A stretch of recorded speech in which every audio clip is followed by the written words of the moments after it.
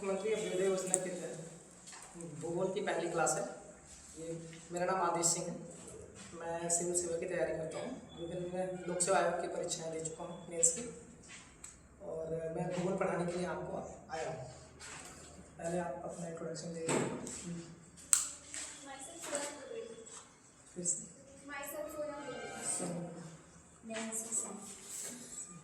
आप क्या कर रहे हैं साथ में? एकेडमिक्स में आप क्या कर रहे हैं? Which subject? History, polity and economics, लेकिन मैं फाइनल ईयर में एक सब्जेक्ट छोड़ना पड़ा तो पॉलिटी स्किप कर दिए और इकोनॉमिक्स एंड हिस्ट्री। मेरी बीएससी है, थर्ड सेमेस्टर में, थर्ड सेमेस्टर और मैथ और फिजिक्स। क्या नाम है? Neha Singh. Neha Singh. Myself Priyanka, graduation BSc Biostatistics. आपका नाम क्या? First semester BSc. BSc first year.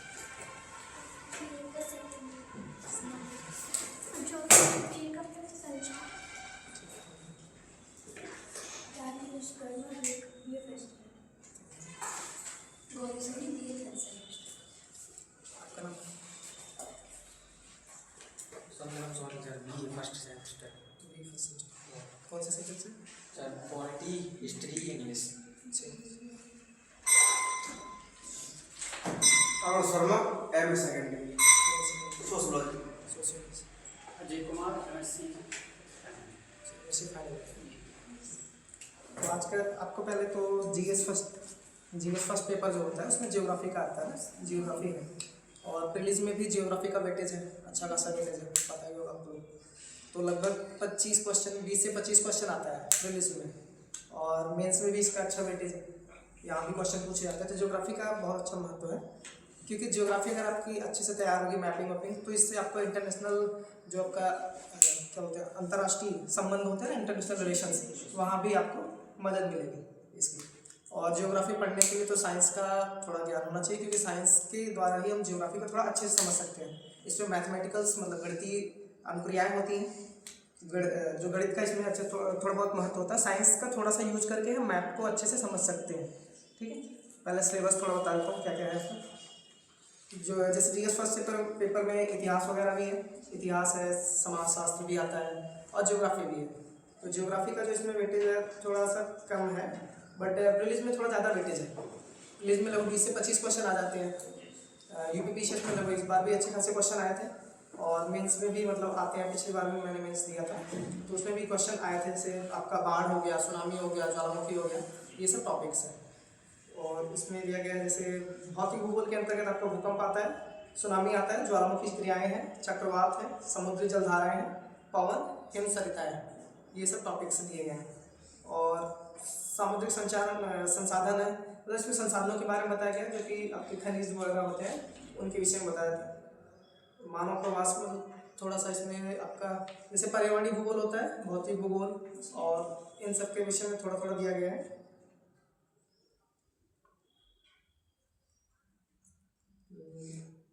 जैसे विश्व की शरणार्थी समस्याएं जो भी है, ये भी हम ज्योग्राफी से समझ के कर सकते हैं, क्योंकि ये आपका समाजशास्त्र का विषय आता है थोड़ा सा। और सीमांत एवं सीमाएं हैं भारतीय उपमहाद्वीप के संदर्भ में। भारतीय उपमहाद्वीप का मतलब भारत, और उसके साथ में भूटान, नेपाल, चीन, आपका चीन के नीचे वाला जो तिब्बत वाला एरिया है आपका, और आसियान कंट्री जो पूरे दिए गए हैं वो, और श्रीलंका, इधर पाकिस्तान, अफगानिस्तान को मिला के भारतीय उपमहाद्वीप का क्षेत्र आता है। तो इसके विषय में थोड़ा बहुत पढ़ना होता है। तो आज का जो टॉपिक्स है अभ्युदय योजना के अंतर्गत अक्षांश और देशांतर रेखा का है। अक्षांश और देशांतर रेखा को थोड़ा बहुत मालूम है आपको? इसके विषय में कुछ बता सकते हैं? अक्षांश क्या होती है? पृथ्वी गोलोक के अंदर जो समांतर खींची गई रेखाएं हैं उसे देशांतर रेखाएं कहते हैं, और लैटिट्यूड में लॉन्गिट्यूड खींची गई रेखाएं उसे अक्षांश रेखाएं कहते हैं। ठीक, आपको कोई आइडिया? कोई अक्षांश रेखा के विषय में? या अच्छा, ग्लोब क्या होता है? ग्लोब के विषय में तो देशांतर, अक्षांश और देशांतर को मिलाकर ही तो बनाया जाता है इक्विलेटरल। हाँ, जैसे ग्लोब क्या होता है, आपने क्लास 6-7 में पढ़ा होगा। ग्लोब जो होता है पृथ्वी का एक नमूना, ये दो डिवाइड करते दो भागों में। हैं। पृथ्वी का जो पूरा एक नमूना होता है उसको हम ग्लोब कहते हैं। क्या कहते हैं? पृथ्वी को ही पूरे हम ग्लोब कहते हैं, जो उसका एक तरह से नमूना होता है पृथ्वी का ये। ठीक है, तो ग्लोब पे कुछ रेखाएं खींची गई हैं जिन्हें हम अक्षांश रेखाएं, देशांतर रेखाओं के नाम से जाने जाते हैं। ये रेखाएं जो होती है काल्पनिक रेखाएं होती हैं। कैसी रेखाएं होती हैं?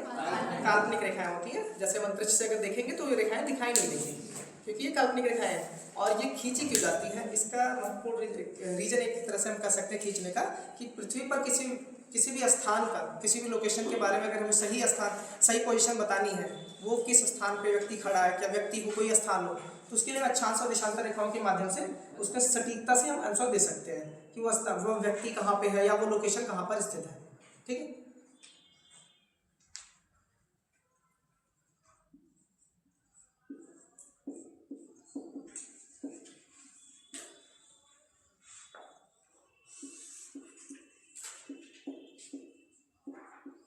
अक्षांश और देशांतर रेखाओं के विषय में बताना है। ये दोनों रेखाएं जो होती है ग्लोब पर ही स्थित होती है। ठीक है, अक्षांश और देशांतर रेखाओं से क्वेश्चन प्रीलिम्स में भी पूछे जाते हैं और मेंस में भी कम आया, क्वेश्चन आया नहीं है इससे, तो प्रीलिम्स में से ज़्यादा क्वेश्चन पूछे जाते हैं कि ये किन देशों से होकर गुजरती है, या इनके बीच की दूरी कैसी है, ये समांतर होती है कि नहीं होती है, और ये कौन सा जो होता है पूर्ण वृत्त बनाता है, कौन पूर्ण वृत्त नहीं बनाता है, भूमध्य रेखा किन किन देशों से होकर गुजरती है, या किन जल निकायों से होकर गुजरती है, या ये आपस में कहाँ मिलती है। और ये भारत के परिप्रेक्ष्य में भी पूछा जाता है और विश्व के, अंतर्राष्ट्रीय। ठीक है, अक्षांश रेखा को क्या बोलते हैं? लैटिट्यूड, और देशांतर रेखा को क्या बोलते हैं? लॉन्गिट्यूड कहा जाता है।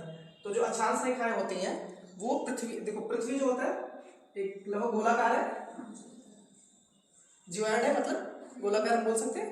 ठीक है, जियोइड है। तो अगर पृथ्वी को दो भागों में बांट दिया जाए तो हम 3D तो बना नहीं सकते इस पे, ये 2D ही बनेगा। ठीक है, तो ये एक हेमिस्फीयर दो भागों में बटेगा, एक उत्तर का एक दक्षिण का। उत्तर वाले को क्या बोलेंगे? उत्तरी गोलार्ध, नॉर्थ हेमिस्फीयर, और दक्षिण वाले को क्या बोलते हैं?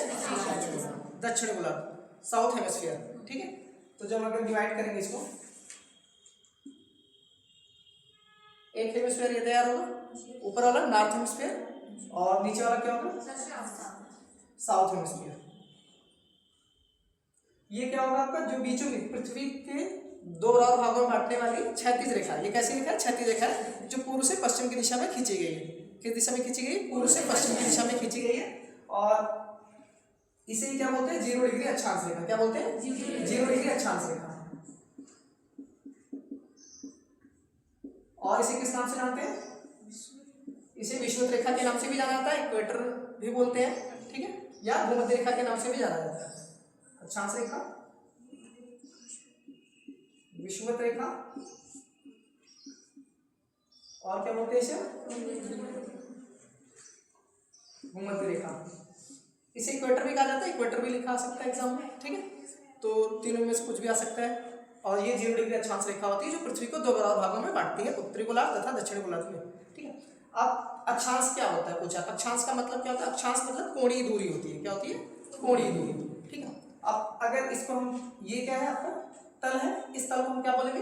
विषुवत रेखीय तल बोलेंगे। ये पूरा एक तल होगा ना, क्योंकि जैसे एक टेनिस बॉल होता है, उसको बीच में से काट दिया जाए तो नीचे वाला जो तल होता है उसको हम पूरा एक सरफेस बोलेंगे। ये पूरा एक एरिया सरफेस होगा ना, तो इस तल के बीचों बीच एक रेखा आएगी, इसी रेखा को हम बोलते हैं विषुवत रेखा। अच्छा, जो विषुवत रेखा बोलते हैं, ये पूरा गोलाकार होता है, ये कोई एक सीधी रेखा नहीं है, ये पूरा पूर्ण वृत्त बनाता है। और सभी अक्षांश रेखाओं में देखा जाए, जितनी भी अक्षांश रेखाएं होती हैं वो क्या बनाती हैं?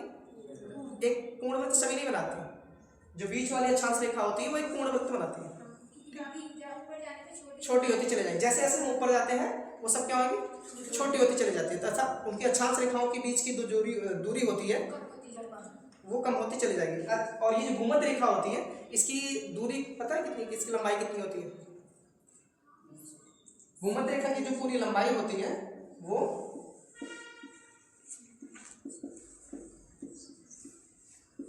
40,075 किलोमीटर होता है। ये भूमध्य रेखा की पूरी लंबाई होती है। ठीक है, अब इसको देखते हैं। अब ये भूमध्य रेखा है, या विषुवत रेखा बोलते हैं। इस रेखा को आधार मानते हैं हम। क्या मानते हैं? आधार मानकर, बेस यही मानते हैं। और जो पृथ्वी का अक्ष होता है, पृथ्वी के अक्ष से खींची गई विषुवत रेखा को आधार मानकर पृथ्वी के अक्ष से खींची गई कोणीय दूरी को क्या कहते हैं? अक्षांश रेखा कहते हैं। अक्षांश रेखा किसे कहते हैं? पृथ्वी के अक्ष से विषुवत रेखा को आधार मानकर खींची गई कोणीय दूरी को हम क्या बोलते हैं? अक्षांश रेखा बोलते हैं। अगर मान लो यहाँ से कोई डिग्री, ये सीधा आपका सीधी लाइन हो गया, जैसे आपने पढ़ा होगा एक सीधा लाइन रेखा खींचते हैं और इस पे जितने भी एंगल का बनाते हैं, तो ये जो दूरी होती है यहाँ से हम मिला रहे हैं इस लाइन को, वही सेम इसमें भी काम करना है। मान लो ये 10 डिग्री हम बना रहे हैं, तो 10 डिग्री यहाँ पे जाएगा, तो 10 डिग्री यहाँ पे भी आएगा, मतलब इधर से आधार मानेंगे तो 10 डिग्री पृथ्वी के अक्ष से विषुवत रेखा को आधार मानकर खींची गई 10 डिग्री या 10 डिग्री हो, 50 डिग्री हो, कोई भी डिग्री हो, ठीक है, वो सभी रेखाओं को एक सीधी रेखा जब खींचते हैं तो कितना, पृथ्वी पूरा जो है 3D में है, तो हम ये सीधी रेखा आपस में मिलाते हैं तो ये अक्षांश रेखा तैयार होती है। ठीक है,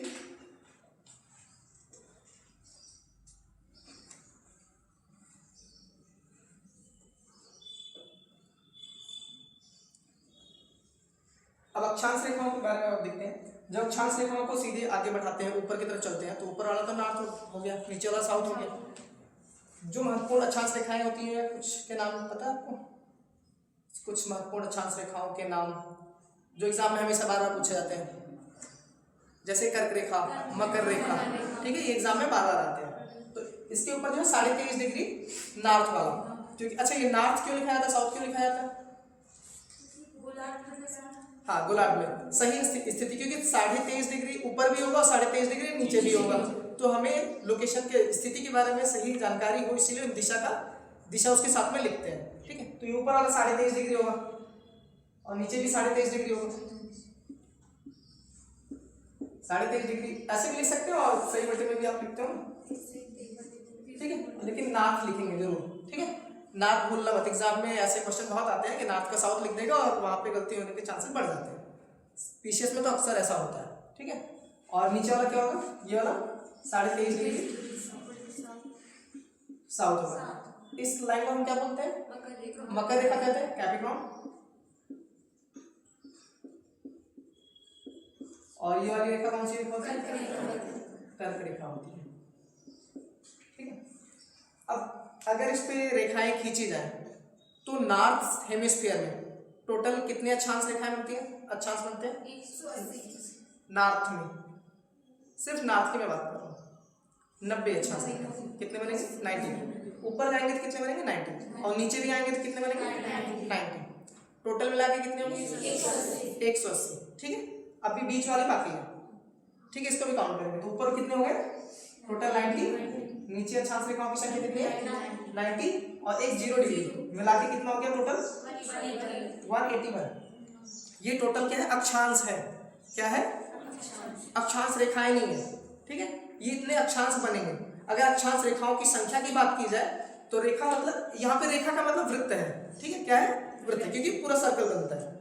ठीक है, 2D में जब बनाएंगे सीधी लाइन है, पूरा ही सर्कल बनता है। रेखा का मतलब क्या है? वृत्त होता है। ठीक है, इसे हम क्या बोलते हैं?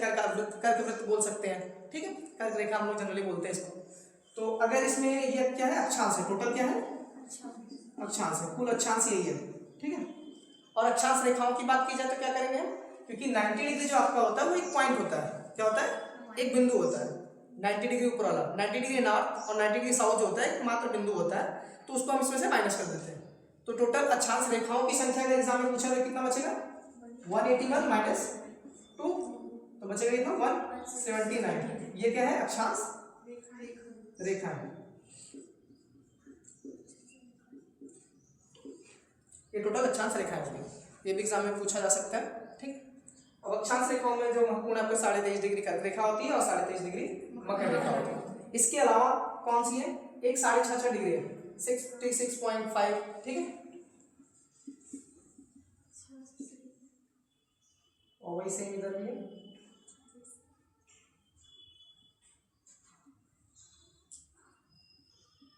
हम इसको 66 से 1/2 भी कर सकते हैं ना, 66.5 लिख दिया डायरेक्ट। और इसे क्या बोलेंगे? ये आपका कौन सा? 66.5 डिग्री साउथ। ठीक, इस लाइन को क्या बोलते हैं? आर्कटिक वृत्त बोलते हैं। क्या बोलते हैं? ऊपर वाले को क्या बोलते हैं? आर्कटिक, और नीचे वाले को क्या बोलते हैं? अंटार्कटिक। ठीक है, ध्यान से, ऊपर वाले को आर्कटिक, नीचे वाले को अंटार्कटिक। ठीक,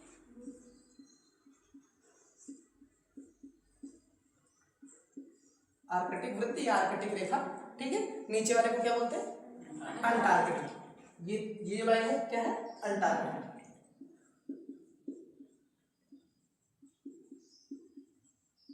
अंटार्कटिक वृत्त। अब अक्षांश रेखाओं की बीच की दूरी की बात करें, ऊपर वाला क्या है आपका? 90 डिग्री इसको बोलते हैं, एक 90 डिग्री यहाँ पर। अच्छा, पृथ्वी जो है 23.5 डिग्री के अक्ष पे झुका हुआ है ना, तो ये तो मैं सीधा बनाया क्योंकि ग्लोब पे आप देखेंगे 23.5 डिग्री झुका हुआ है पृथ्वी। और ये ऊपर वाला क्या है आपका? नॉर्थ पोल मतलब उत्तरी ध्रुव, और नीचे वाला क्या है? साउथ पोल, दक्षिण ध्रुव। इसको 90 डिग्री बोलते हैं। और ये 90 डिग्री आपका है साउथ, और ये है नॉर्थ। इसको क्या बोलेंगे? उत्तरी ध्रुव। और ये आपका क्या है? दक्षिणी ध्रुव। अक्षांश रेखाएं जो होती हैं पृथ्वी पर विषुवत रेखा के समानांतर है। क्या है? विषुवत रेखा के समानांतर। जितनी भी अक्षांश रेखाएं खींची गई हैं सब एक दूसरे के समानांतर है। जबकि देशांतर रेखाओं के बारे में अभी आगे बताऊंगा, तो देशांतर रेखाएं जो है समानांतर नहीं है, अक्षांश रेखाएं जो है समानांतर है। ये क्वेश्चन पूछा जा चुका है कि जितनी भी अक्षांश रेखाएं होती है क्या समानांतर होती है? यह स्टेटमेंट में घुमा के पूछता है क्वेश्चन। तो जितनी भी अक्षांश रेखाएं होती हैं वो सब क्या होती हैं? समानांतर होती है। समानांतर का मतलब क्या है? एक दूसरे के पैरेलल, एक के ऊपर एक, फिर एक, क्रम से, ठीक है। हम लोग क्या याद करते हैं? कैसे दो अक्षांश रेखाओं के बीच की दूरी याद करते हैं? कितना होता है दो अक्षांश रेखाओं के बीच की दूरी? लगभग जो हम याद करते हैं 69 माइल, मतलब 69 मील या 111 किलोमीटर, ठीक है। लगभग हम याद करते हैं। ये एग्जाम में मतलब 111 से हम क्वेश्चन सॉल्व करते हैं। बट अच्छा, क्या सभी अक्षांश रेखाओं के बीच की दूरी समान होती है? लेकिन देशांतर की नहीं होती है क्योंकि ठीक, देखो जितनी भी अक्षांश रेखाएं होती हैं भूमध्य रेखा के पास में उनके बीच की दूरी जो होती है सबसे कम होती है अक्षांश रेखाओं के बीच की बात करें। लेकिन जैसे जैसे हम ऊपर जाएंगे अक्षांश रेखाओं के बीच की दूरी बढ़ती चली जाती है। यहाँ पे भूमध्य रेखा के पास में 110 के आसपास रहता है, 110 समथिंग रहेगा। फिर जैसे जैसे हम ऊपर जाएंगे उनके बीच की दूरी बढ़ती जाएगी। तो सबसे ज्यादा अक्षांश रेखाओं के बीच की जो दूरी होती है वो अक्षांश ध्रुव पे होती है, और इधर दोनों ध्रुव पे मतलब होती है, ठीक है। तो अक्षांश, ये क्वेश्चन अभी तक तो नहीं पूछा गया है कि अक्षांश रेखाओं की, बस इतना जानते हो कि अक्षांश रेखाओं के बीच की जो दूरी होती है वो लगभग 111 किलोमीटर। 111 किलोमीटर का मतलब है 69 माइल, कुछ भी आ सकता है, माइल में पूछा जा सकता है या किलोमीटर में। तो अक्षांश रेखाओं के बीच की दूरी कितनी होती है?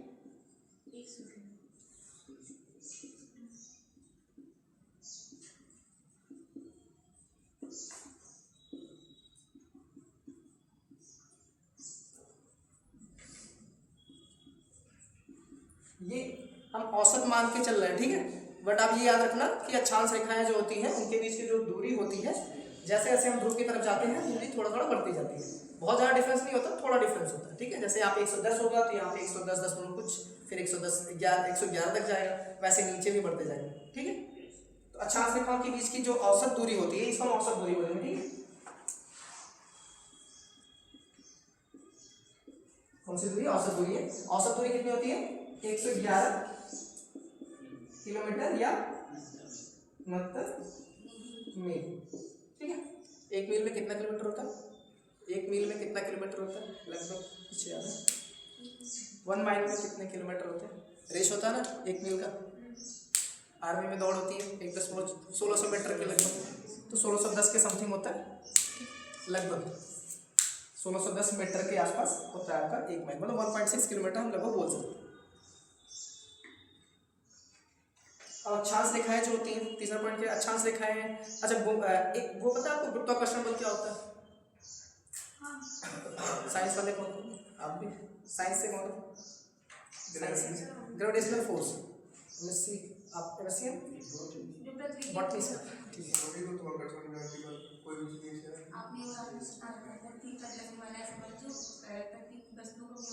आकर्षित करता है, उसे क्या बोलते हैं? गुरुत्वाकर्षण बल। गुरुत्वाकर्षण बल किसने दिया था? न्यूटन ने, सर आइजैक न्यूटन ने दिया था। उनकी पुस्तक का नाम क्या है? प्रिंसिपिया। ये सब पूछा जाता है ना, पीछे तो कुछ भी उठा के पूछ लेता है, तो सिलेबस से ही पूछता है, बट कहीं से भी, जैसे इस बार का पेपर अच्छा आया था ना। और हाँ, तो ग्रेविटी एक वर्ड होता है जी, कैपिटल जी स्मॉल जी पता है, ये साइंस का है। लेकिन ये देखो जो भौतिक विज्ञान जिसको फिजिक्स बोलते हैं, और भूगोल हो गया, इतिहास हो गया, सब एक दूसरे से जुड़े हुए हैं। पॉलिटी, भूगोल का अधिक महत्व है, क्योंकि अगर आपको लोग साइंस का भी देखो एक दूसरे से को रिलेट करके हम पढ़ेंगे तो आसान हो जाएगा। आपके लिए समझ लो। तो जो जी हो तो हाँ बताइए, एक गुरुत्वाकर्षण है, तो जो स्मॉल जी है उसका उससे हम क्या बोलते हैं? ग्रेविटी या गुरुत्वीय बल बोलते हैं। गुरुत्व क्या बोलते हैं? गुरुत्व बोलते हैं। बोलते हैं। हाँ, और कैपिटल जी को क्या बोलते हैं? गुरुत्वाकर्षण बल बोलते हैं, या गुरुत्वाकर्षण नेतांक बल नहीं बोलते, सॉरी, गुरुत्वाकर्षण नेतांक बोलते हैं। और स्मॉल जी की वैल्यू कुछ पता है? 9.8। 9.8 10 मीटर हाँ, और यूनिट के साथ बताइए। मीटर पर सेकंड। मीटर पर सेकंड। सेकेंड, सही है, सब सहमत है? मीटर पर सेकंड स्क्वायर। मीटर पर सेकेंड स्क्वायर क्या है? स्क्वायर। स्मॉल जी की वैल्यू क्या होती है? 1 मीटर पर सेकेंड स्क्वायर। एक्सेलरेशन जो होता है, त्वरण जो होता है, उसका मात्रक और ग्रेविटी का मात्रक सेम है, क्योंकि ए ही जी होता है। और ये हम क्या करते हैं, ये ऊपर से नीचे की तरफ देखते हैं कि जी ऊपर से नीचे की तरफ लगता है, जबकि आपका एक्सेलरेशन होता है वो हम पैरेलल क्षैतिज की बात करते हैं, ठीक है। और ये आपका कौन सा ऊर्ध्वाधर गति होती है ना, क्योंकि पृथ्वी किसी वस्तु को अपनी तरफ खींचती है, तो वहाँ पे आकर्षण का जो लगता है, तो वहाँ ग्रेविटी जो जिस आकर्षण बल से खींचती है उसे हम क्या बोलते हैं? ग्रेविटी बोलते हैं। पृथ्वी जिस आकर्षण बल से किसी वस्तु को अपनी तरफ खींचती है उसे क्या बोलते हैं? ग्रेविटी बोलते हैं। ग्रेविटी का मान पृथ्वी पे अलग अलग स्थानों पे अलग अलग होता है, ठीक है। ग्रेविटी का मान पृथ्वी पे अलग अलग स्थानों पे अलग अलग होता है। तो जैसे हम भूमध्य रेखा पे एक बात करेंगे तो जी का मान जो होता है सबसे कम होता है। भूमध्य रेखा पर जी का मान क्या होता है? सबसे कम होता है। एक क्वेश्चन पूछा भी गया, ठीक है, कि जो स्मॉल जी है उसका मान सबसे कम कहाँ पे होता है? इक्वेटर पे। जैसे जैसे हम इक्वेटर से पोल की तरफ जाएंगे, इक्वेटर से पोल की तरफ जाने पर भूमध्य रेखा ग्रेविटी का मान बढ़ता जाता है। इक्वेटर से पोल की तरफ जाने पर जी का मान बढ़ता जाता है, ठीक है। इस पॉइंट को याद रखना। स्मॉल जी जो है उसकी सबसे अधिक वैल्यू कहाँ पे होगी? अगर ये पूछा जाए तो क्या बोलेंगे? पोल पे होगी। ऐसे क्वेश्चन भी है कि किसी वस्तु को अगर उसका जो वैल्यू है, उसका मान जो है, नियत है, तो उस वस्तु को कहाँ पे बेचा जाए कि अधिक मूल्य मिले? किसी वस्तु द्रव्यमान जो है, अगर मान लो 10 किग्रा है, तो अगर पृथ्वी पे मुझे उसे बेचना है और पूरी पृथ्वी पे उसका मान एक समान है, तो हमें कहाँ पे ज़्यादा वैल्यू मिलेगी? उसकी पोल्स पे मिलेगी। कहाँ पे मिलेगी? पोल्स पे। इसमें विषुवत रेखा पे नहीं होगा सबसे ज्यादा ग्रेविटी का मान? ग्रेविटी का मान सबसे कम जो होता है विषुवत रेखा पे होता है, सबसे अधिक जो होता है ध्रुव पे होता है। और पृथ्वी के सेंटर, जो पृथ्वी का केंद्र होता है, केंद्र बिंदु, वहां पे ग्रेविटी का मान 0 होता है। कितना होता है? 0। और स्पेस पे कितना होता है? 0 होता है। स्पेस हो गया ग्रेविटी, और आपका सेंटर जो होगा अर्थ का सेंटर, वहां पे भी 0 होता है। जैसे जैसे हम इक्वेटर से पोल की तरफ जाते हैं ग्रेविटी का मान बढ़ता जाता है। और सबसे कम का मतलब 0 नहीं, ठीक है। इक्वेटर पे सबसे कम होता है। पूरी पृथ्वी को अगर हम एक गोला माने, एक स्थान माने, तो हम पोल पे जाएंगे सबसे ज्यादा, फिर उससे कम, फिर उससे कम, फिर उससे कम, फिर आपके विषुवत रेखा पे आएंगे तो सबसे कम हो जाएगा। सबसे कम का मतलब 0 नहीं, 9.8 सब लगभग हम मानते हैं। कितना होता है? 9.8 या 10 मान के हम क्वेश्चन को सॉल्व करते हैं। तो ये भी क्वेश्चन अक्षांश के लिए याद रखना कि अक्षांश रेखा पे जैसे हम भूमध्य रेखा से ऊपर की तरफ जाते हैं तो ग्रेविटी का मान बढ़ता जाता है, और ध्रुव से अगर उल्टा आएंगे, रिटर्न आएंगे तो क्या होगा? घटता जाएगा, ठीक है। और एक जो वैल्यू बताया था 111 किलोमीटर वाला, कि ये जैसे जैसे हम ऊपर जाते हैं ये बढ़ता क्यों है और नीचे आने पे घटता है? रीजन ये है कि पृथ्वी जो होती है यहाँ पे बीच में क्या है? मोटाई इसकी ज़्यादा है और ऊपर जो है चपटा है, तो जो बीच का एरिया हो जाता है वहाँ पे कम हो जाता है। इसकी वजह से ये वैल्यू बढ़ती चली जाती है। और वही सेम चीज़ ग्रेविटी में भी लगता है। जिसने मतलब क्लास 11 12 फिजिक्स पढ़ा होगा उसको पता होगा, जी की वैल्यू जो आती है 1/r² के इक्वल होती है। तो जैसे जैसे r रेडियस कम होता जाएगा, क्योंकि चपटा है तो यहाँ पे रेडियस कम हो जाएगा ना ऊपर, और नीचे भी रेडियस कम होगा, तो r की वैल्यू जो उसकी रेडियस है वो सबसे जब कम होगी तो जो 1 में अगर रेडियस हम डिवाइड करेंगे तो वैल्यू बढ़ जाएगी कि नहीं? r का मान जब कम होगा तो उसकी वैल्यू बढ़ेगी, और जब r का मान ज़्यादा होगा तो वैल्यू क्या होगी? घटेगी, क्योंकि 1/r² होता है, ठीक है। इसी वजह से ग्रेविटी का मान जो होता है पोल पे जाने पे बढ़ता है और भूमध्य रेखा पे जाने पर घटता है, मतलब नीचे से कंटिन्यूसली जब नीचे आएंगे तो घटेगा, ठीक है। और भूमध्य 0 डिग्री अक्षांश रेखा। और अच्छा, जो आपका अक्षांश रेखा होता है ये हमें क्या दिखाता है? इससे हमें क्या पता चलता है? अक्षांश रेखा जो होती है ये विभिन्न ताप जोन या कटिबंध को दिखाता है, ठीक है। जैसे हम इसको अलग अलग कटिबंधों में डिवाइड कर सकते हैं। कटिबंध मतलब क्या? जोन हो गया, ठीक है। जैसे आपका ये कौन सा है? ये आपका भूमध्य रेखी जोन या विषुवत रेखी, ठीक है। इसके ऊपर जाएंगे तो क्या मिलेगा? उष्ण, फिर उपोष्ण मतलब शीतोष्ण बोलते हैं इसको, फिर आपका शीत कटिबंध। नीचे आएंगे सेम वही चीज़ रहेगा, ठीक है। तो ये आपका जो अक्षांश रेखा होती है तापक्रम या कटिबंधों में डिवाइड किया जाता है, इससे तापक्रम के विषय में जानकारी मिलती है। तो अब 3 अक्षांश रेखाएं पढ़नी है। कर्क रेखा मुख्यतः जो एग्जाम में पूछा जाता है, कर्क रेखा पूछा जाता है, भूमध्य रेखा और मकर रेखा, तीसरी रेखा। ठीक है, तो कर्क रेखा के विषय में बताते हैं।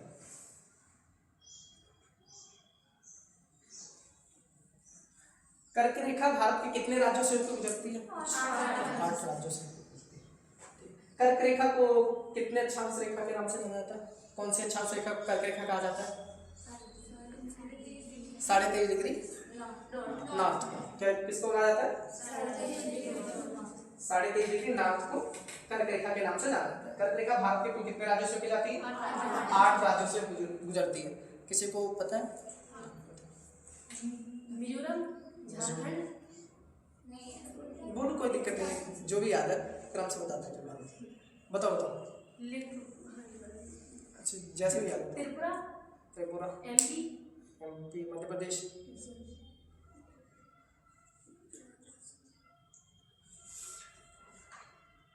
झारखंड भी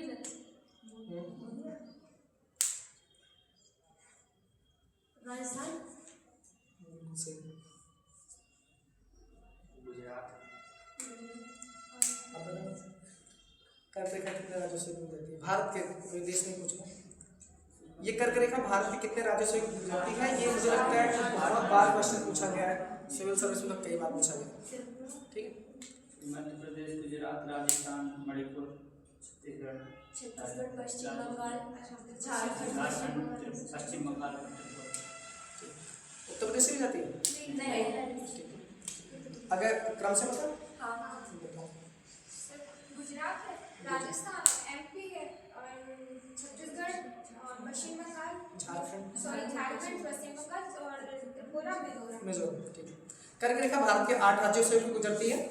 पहला क्या है आपका? मध्य प्रदेश, गुजरात हो गया, राजस्थान, मध्य प्रदेश, छत्तीसगढ़, झारखंड, पश्चिम बंगाल, उसके बाद आपका त्रिपुरा है और मिजोरम। ठीक है, तो भारत के 8 राज्यों से होकर गुजरती है कर्क रेखा। 23.5 डिग्री नॉर्थ को हम क्या बोलते हैं? कर्क रेखा के नाम से जानते हैं। ये एग्जाम कई बार पूछा गया, एग्जाम में क्वेश्चन जैसे ऑप्शन में रहता है, उत्तर प्रदेश भी दे दिया जाएगा, बिहार भी दे दिया जाएगा। ठीक है, तो कंफ्यूज मत होना। आपका जो ये सारे अभी राज्यों के नाम बताए हैं, इसमें एक त्रिपुरा है। त्रिपुरा की राजधानी क्या है? अगरतला। अगरतला जो है 23 डिग्री 50 कितना 23.50 डिग्री नॉर्थ अक्षांश पर स्थित है। अर्थात इसका मतलब क्या? कर्क रेखा के ऊपर है, जबकि और जो राज्य हैं उनकी राजधानियां जो है कर्क रेखा के नीचे स्थित है। ठीक है, भोपाल जो है आपका कर्क रेखा के बिल्कुल नजदीक में स्थित है, 23 डिग्री 25 मिनट के आसपास। ठीक है, 23 डिग्री 25 मिनट के आसपास आपका भोपाल है।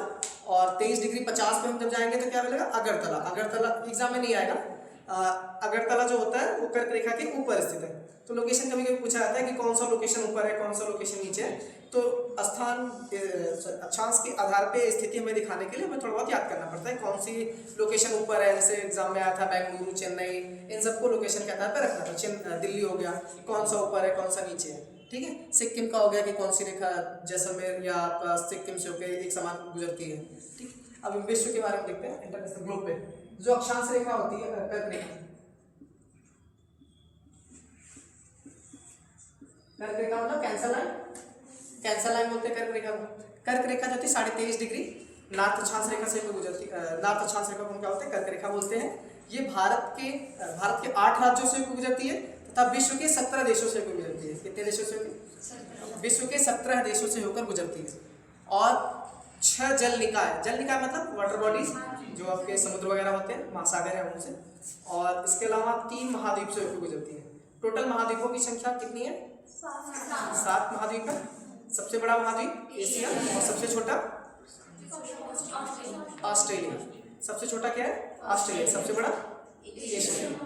कर्क रेखा 3 महाद्वीपों से होकर गुजरती है। पहला जो आपका, अगर हम क्रम से देखें पश्चिम से पूर्व की दिशा में जाएंगे तो आपका क्या मिलेगा? उत्तरी अमेरिका, इसके बाद अफ्रीका, फिर एशिया। ठीक है, कर्क रेखा 3 महाद्वीपों से होकर गुजरती है। आपका उत्तरी अमेरिका, अफ्रीका, एशिया। इधर जब हम पूरा मैप देखेंगे उत्तरी अमेरिका का सबसे नीचे वाला पार्ट जो होता है, इसको हम एक सीधी रेखा माने 23.5 डिग्री, तो यहाँ पे आपको सबसे पहले मिलेगा हवाई द्वीप। हवाई द्वीप पता है किसका है? अमेरिका, यूएसए का उस पर अधिकरण है। ठीक है, तो यहाँ पे हवाई द्वीप बनेगा, वो एग्जाम में नहीं पूछा नहीं जाता हवाई द्वीप, बोला कि एक कर यहाँ से जाती नहीं। जो क्वेश्चन पूछे गए वो मैक्सिको से स्टार्ट होता है, यहाँ से पूछा जाता है। मैक्सिको से कर्क रेखा कहाँ से होती जाती है, ये याद रखना एग्जाम में पूछा जाता है, ठीक है। ये मैक्सिको कर्क रेखा अगला कहा जाएगा मैक्सिको। इसके बाद आएगा बहामास, फिर आएगा आपका अफ्रीका स्टार्ट हो जाएगा। ये दोनों क्या है, नॉर्थ अमेरिका के हैं, ठीक है। देशों के नाम भी पूछे जाते हैं आजकल, देश कौन से कॉन्टिनेंट में स्थित है, कौन से महाद्वीप में स्थित है, उनकी राजधानियां भी। तो ज्योग्राफी याद करने का सबसे आसान तरीका, वर्ल्ड ज्योग्राफी आपकी बहुत आसानी से याद हो जाएगी अगर आपको हर एक देश की लोकेशन याद हो, उसकी राजधानी याद कर लो, वो देश कहाँ पे स्थित है ये याद कर लो। मैपिंग आपका मतलब आपका 50% ज्योग्राफी मुझे लगता है कि वर्ल्ड ज्योग्राफी जो आपका तैयार हो जाएगा अगर आपको हर एक देश की लोकेशन याद है, ठीक है। तो इसको थोड़ा थोड़ा करके याद कीजिए, 10-10, 20-20 करके कौन से देश कहाँ पर स्थित है। तो आपका ज्योग्राफी में आपको वर्ल्ड ज्योग्राफी बहुत आसान हो जाएगा। इंडियन ज्योग्राफी सबको आसान लगती है, वर्ल्ड ज्योग्राफी थोड़ा सा टफ लगता है क्योंकि मैपिंग की दिक्कत होती है। उसमें इतने सारे देश हैं, सबका नाम याद रखना, फिर उसकी राजधानी याद करना, 3-4 क्वेश्चन तो यही आ जाता है आजकल। अभी आर में भी आया था, पीछे से भी पूछा गया, सेम क्वेश्चन 2-3 क्वेश्चन रिपीट होता रहता है कि अगर ये आपको ये याद कर लो ना कौन से देश की राजधानी क्या है, उसकी लैंग्वेज क्या है। लैंग्वेज तो नहीं पूछा जाता, करेंसी कभी कभी पूछी जाती है, तो करेंसी भी याद कर लेना। बहामास आएगा, उसके बाद आपका कौन सा है, वेस्टर्न सहारा, पश्चिमी सहारा एक देश है ना, पश्चिमी सहारा के बाद आता है, क्रम से याद करेंगे तो कभी नहीं भूलेगा, रटना नहीं पड़ता है, ठीक है। कभी भी कोई भी अगर आप ज्योग्राफी पढ़ रहे हो, कुछ भी पढ़ रहे हो, तो ट्रिक से तो याद करते हो, चलो ठीक है, तो उल्टा सीधा हो जाता है। अगर हम मैपिंग से याद करेंगे, आप मतलब इसको विजुअलाइज कर लिया करो कि मतलब मैप को सामने रखो, विजुअल करो कि हम एक विजुअल करते हैं ना कि इसके बाद कौन बैठा है, इसके बाद कौन बैठा है, वैसे आप मैपिंग में भी सेम करो कि इसके बाद क्या आएगा, इसके बाद क्या आएगा। 2 से 3 बार देखोगे आप अपने आप याद हो जाएगा, ठीक है। मतलब 3 से 4 बार देख लेना, बार बीच बीच में रिवाइज करना पड़ता है, आप रिवाइज कर लेना। बहामास आएगा, बहामास के बाद आपका कौन सा, वेस्टर्न सहारा। वेस्टर्न सहारा किस कॉन्टिनेंट में, ये भी पूछा जा सकता है, अफ्रीका कॉन्टिनेंट का है। वेस्टर्न सहारा के जस्ट नीचे आपका मॉरिटोनिया आता है, मारिटोनिया, ठीक है। वेस्टर्न सहारा, मारिटोनिया, उसके ऊपर आपका क्या पड़ता है, मतलब आगे बढ़ेंगे तो अल्जीरिया आएगा, अल्जीरिया के जस्ट नीचे आएंगे तो माली के जस्ट बगल में है नाइजर। मैं पश्चिम से पूर्व की दिशा में बढ़ रहा हूँ, ठीक है। ग्लोब पे आप देखेंगे जब आप मैप में तो एकदम क्रम से आगे जा रहा हूँ। सबसे पहले क्या है, पश्चिमी सहारा, वेस्टर्न सहारा, इसके बाद आपका मारिटोनिया, जस्ट नीचे इसके मारिटोनिया बड़ा है, वेस्टर्न सहारा छोटा है, ठीक है, क्रम से चल रहा है। इसके बाद ऊपर जस्ट अल्जीरिया है, अल्जीरिया के ऊपर मोरक्को है, तो उसको अभी तो वहां से जाती नहीं है, ठीक है। अल्जीरिया के नीचे क्या है, माली है, नाइजर है, फिर अल्जीरिया के आगे बढ़ेंगे तो लीबिया मिलेगा,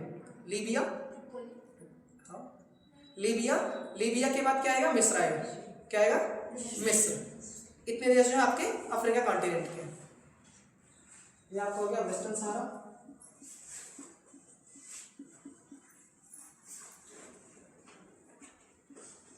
और इसके बाद माइटोनिया,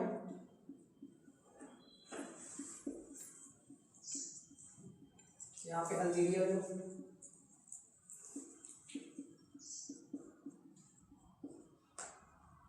क्रम से चल रहा है क्योंकि एक ऊपर है एक नीचे है, तो मैं ऐसे लाइन से लिख रहा हूँ, ठीक है। इसके बाद आपका हो जाएगा माली, नाइजर, ऊपर आएगा लीबिया, मिस्र,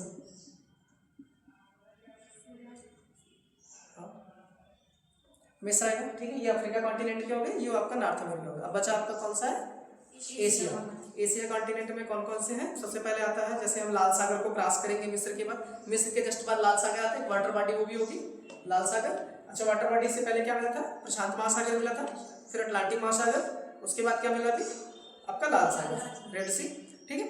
रेड सी आएगा, रेड सी के जस्ट बाद देखेंगे, आगे बढ़ेंगे तो गल्फ कंट्री स्टार्ट होगा। इस बार क्वेश्चन भी आया था सर, गल्फ कंट्री में गल्फ जीसीसी पूछा गया था, ठीक है। जीसीसी मतलब क्या, गल्फ काउंसिल वाला पूछा गया था। उसमें गल्फ कंट्री में कितने परिषद, जो गल्फ कंट्री काउंसिल है उसमें कितने सदस्य देश हैं, ठीक है। उसमें ईरान और इराक नहीं है, ठीक है। ईरान और इराक नहीं होता है, बाकी जितने भी गल्फ कंट्री होते हैं सभी जो होते हैं उसके सदस्य होते हैं। तो आगे जाएंगे मिस्र के बाद आएगा आपका कौन सा पार्ट है, लाल सागर। लाल सागर के जस्ट बाद आता है सऊदी अरब। कौन सा है, सऊदी अरब। सऊदी अरब के आगे जाएंगे तो क्या मिलेगा, सऊदी अरब के बाद यूएई मिलेगा, यूएई के बाद आपका ओमान, ओमान नीचे है क्योंकि ओमान का थोड़ा सा पार्ट जो है टच होता है ऊपर। ओमान जैसे ये सऊदी अरब है पूरा आपका पूरा ये वाला एरिया, यहाँ पे ओमान है, यहाँ पे यमन है और यहाँ पे छोटा सा क्या है यूएई है, ठीक है। अबू धाबी किसकी राजधानी है? यूएई की राजधानी है ना अबू धाबी। और सऊदी अरब की राजधानी क्या है? रियाद। क्या राजधानी है? रियाद। सऊदी अरब की राजधानी क्या है? रियाद। तो सऊदी अरब, फिर आपके उसके बाद क्या मिलेगा? यूएई, उसके बाद ओमान। ओमान से आगे बढ़ेंगे तो फिर वाटर बॉडी एक मिलेगी जो अरब सागर है। अरब सागर से, अरब सागर मतलब किसका पार्ट है? हिंद महासागर का ही पार्ट है, हिंद महासागर का एक पार्ट है अरब सागर। अरब सागर से आगे जाएंगे तो क्या मिलेगा? क्या पाकिस्तान से होकर जाती है कर्क रेखा? एक बार क्वेश्चन पूछा गया सर, मतलब ऑप्शन में था पाकिस्तान, तो पाकिस्तान से नहीं जाती है वो सीधे। इसके बाद ओमान के बाद क्या मिलेगा? भारत। गल्फ कंट्री से 3 है, कौन कौन से? सऊदी अरब है, यूएई है, ओमान है, ठीक है। 3 याद करना। गल्फ कंट्री से कौन कौन से है? सऊदी अरब, यूएई, ओमान। आगे बढ़ेंगे तो क्या मिलेगा? भारत मिलेगा, ठीक है, इंडिया। अरब सागर को क्रॉस करने के बाद आपको क्या मिलेगा? भारत मिलेगा। तो भारत के 8 राज्यों से होकर जाते हैं क्योंकि हम लोग भारत के हैं, तो भारत के 8 राज्यों का पढ़ना है, जबकि इन देशों में से कौन से राज्य से जाता है वो नहीं पूछा जाएगा, सिर्फ देश के नाम याद रखने हैं, ठीक। तो भारत के 8 राज्यों के नाम याद है? भारत के 8 राज्य कौन कौन से? गुजरात, राजस्थान, मध्य प्रदेश, मिजोरम, ठीक है। कौन कौन से? गुजरात, राजस्थान, मध्य प्रदेश, छत्तीसगढ़, झारखंड, पश्चिम बंगाल, त्रिपुरा, मिजोरम, ठीक है। 2 से 3 बार आप घर पे पढ़ लेना, 1-2 बार यहाँ पे, तो याद हो जाएगा, ठीक है। और ये क्वेश्चन तो 1-2 साल छोड़ दो, हर अगले साल पूछा जाता है यही सेम क्वेश्चन। एक क्वेश्चन आपका ऐसे ही तैयार हो जाएगा। तो मिस्र के बाद मैंने क्या बताया था? सऊदी अरब।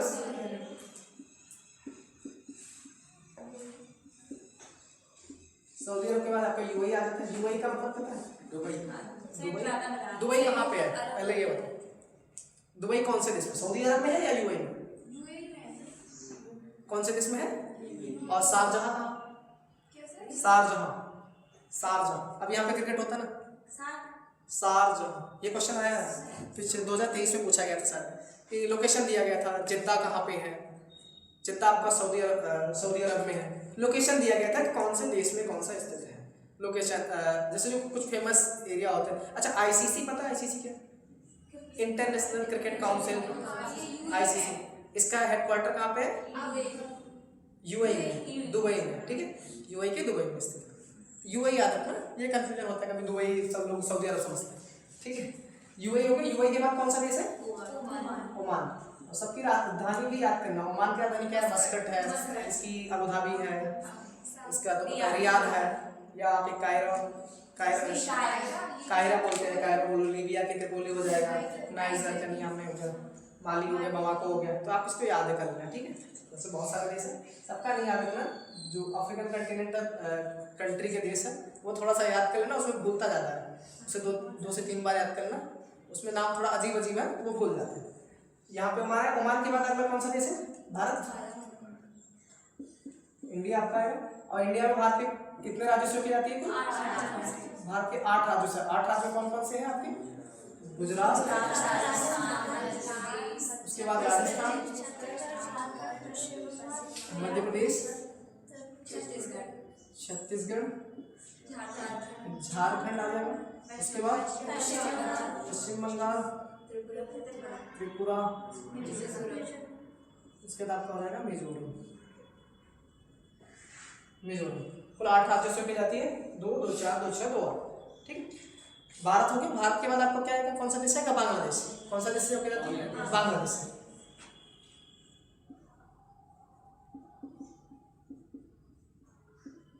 बांग्लादेश। फिर आगे एक देश आएगा म्यांमार। म्यांमार के बाद आपको क्या मिलेगा? चाइना, चीन। कौन है? चीन। चीन के बाद क्या आएगा? ताइवान, ठीक है। इतने देशों से होकर देखा जाता है, इसको याद करना। और अगर जब वाटर बॉडी पूछा जाए, वाटर बॉडी तो नहीं पूछा था, बट ये जरूर याद करना। वाटर बॉडी पूछा जाए तो सबसे पहले प्रशांत महासागर आएगा, पैसिफिक ओशियन, फिर अटलांटिक ओशियन, फिर आपका कौन सा आएगा? रेड सी, फिर अरब सागर, मतलब हिंद महासागर उसको आप बोल सकते हो। फिर आएगा इधर ताइवान, फार्मोसा जल संधि है, वो वाला वाटर बॉडी आएगा, फिर आपका सागर सॉरी प्रशांत महासागर फिर से आ जाएगा। ठीक है, दूसरी लाइन क्या आपकी है? इसके अलावा जो दूसरी महत्वपूर्ण है वो आपका है मकर सॉरी भूमध्य रेखा। कौन से? भूमध्य रेखा।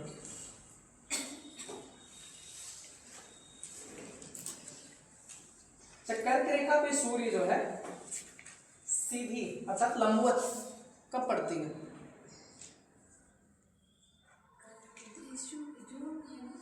जून मंथ में पड़ता है ना, जून के महीने में।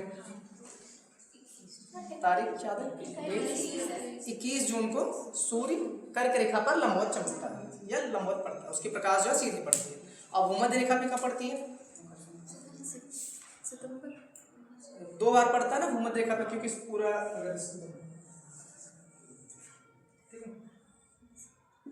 एक बार सूर्य इस पे लंबवत चमकेगा कितनी तारीख को?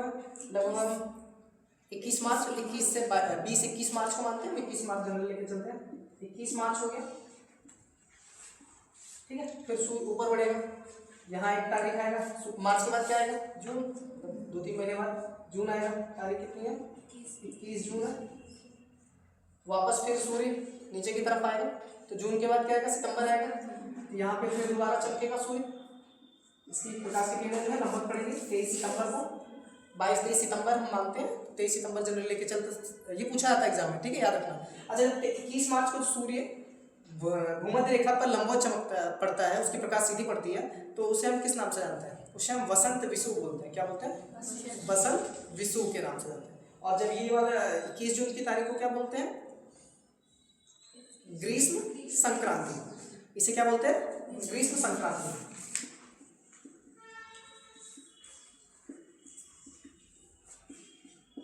ये ग्रीष्म संक्रांति है। और ये वाली तारीख क्या आपकी? वसंत विषुव बोलते हैं। क्या बोलते हैं? वसंत विषुव। और 23 सितंबर की तारीख, अभी तो वसंत है, फरवरी मार्च का महीना आपका वसंत का महीना होता है। ऋतुओं को ऋतुएं कितने प्रकार की होती हैं? टोटल 6 प्रकार की होती है। शरद, वसंत, ये सब शिशिर वगैरह मिला के टोटल 6 होती है। जब 23 सितंबर की तारीख पे पहुंचता है तो इसको हम क्या बोलते हैं? शरद विषुव बोलते हैं।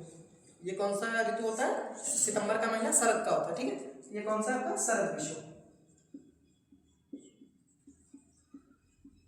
शरद विषुव। वापस फिर नीचे आएगा, सूर्य के प्रकाश की किरणें यहाँ पे सीधी पड़ेगी, ठीक है। और ये आपका कौन सी लाइन है? ये तो आपकी कर्क रेखा होगी, ये आपकी भूमध्य रेखा,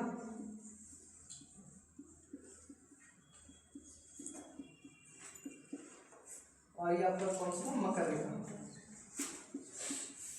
यहाँ पर कब पड़ती है? 22 दिसंबर। कौन सी तारीख है? 22 दिसंबर, ठीक है। इसकी तारीख क्या है? एग्जाम में पूछा जाता है, ठीक है, 22 दिसंबर। तो सूर्य कर्क रेखा पे कब लंबवत चमकता है या उसका प्रकाश सीधे पड़ती है, या मकर रेखा पे या भूमध्य रेखा पे? ये तीनों पूछा था। 4 डेट है, 4 डेट। ये 4 डेट याद रखना। इसके अलावा 2 डेट और याद करना आपको, 3 जनवरी और 4 जुलाई, ठीक है। 3 जनवरी और एक होता है उपसौर, एक होता है अपसौर, पेरीहिलियन अपहिलियन, ठीक है। उपसौर अपसौर सुना है? एक होता है उपसौर। 3 जनवरी की जो तारीख होती है उसे क्या बोलते हैं? अपसौर।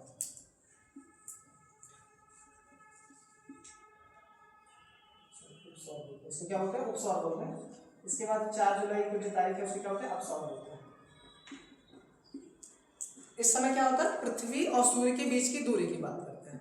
पृथ्वी और सूर्य के बीच की दूरी लगभग 149.5 समथिंग है मिलियन किलोमीटर, 149 मिलियन किलोमीटर, ठीक है। तो जब सूर्य और पृथ्वी के बीच की औसत दूरी तो 149 है, और जब इनके बीच की दूरी कम हो जाती है, सूर्य और पृथ्वी के बीच की दूरी, तो वो तारीख क्या है?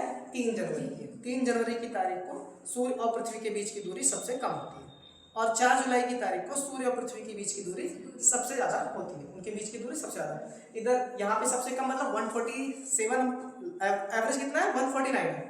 एवरेज कितना याद करने का ट्रिक यही है कि सूर्य और पृथ्वी के बीच की दूरी जो औसत दूरी है 149 मिलियन किलोमीटर, तो हमें इसका एवरेज लेना है। इसमें से 2 माइनस कर दो तो 147 आ जाएगा, ये मिलियन किलोमीटर, और इधर कितना आएगा? 151 मिलियन किलोमीटर दूसरा। तो जो उपसौर की स्थिति है 147 मिलियन किलोमीटर होता है सूर्य और पृथ्वी के बीच की दूरी, और इधर अपसौर वाली स्थिति में 151 दो दो का एवरेज है ना, तो याद करने की ज़्यादा दिक्कत नहीं होगी। बीच वाला याद कर लो, दो उसमें से माइनस कर देना, दो इधर बढ़ा देना, ठीक है, एवरेज निकल के आएगा। ये याद कर लेना, ये पूछा था, ठीक है। अच्छा, सूर्य कर्क रेखा पे लंबवत होगी तो इधर ठंडी का महीना होगा, इधर ग्रीष्म ऋतु का मंथ होगा, और इधर क्या होगा, ठंडी का महीना होगा, ठीक।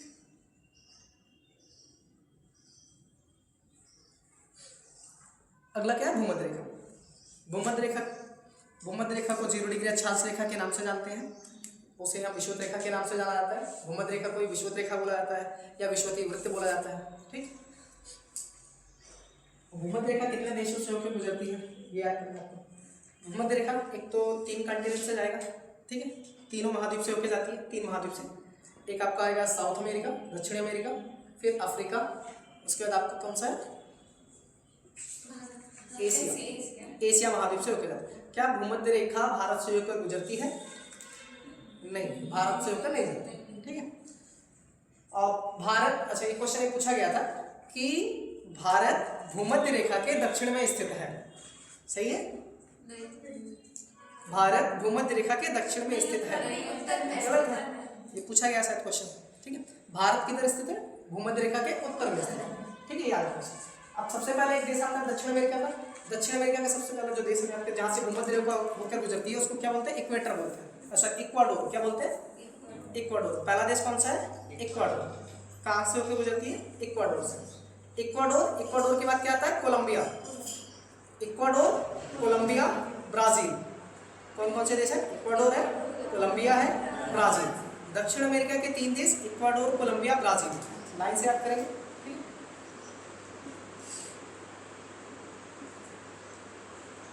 इक्वाडोर,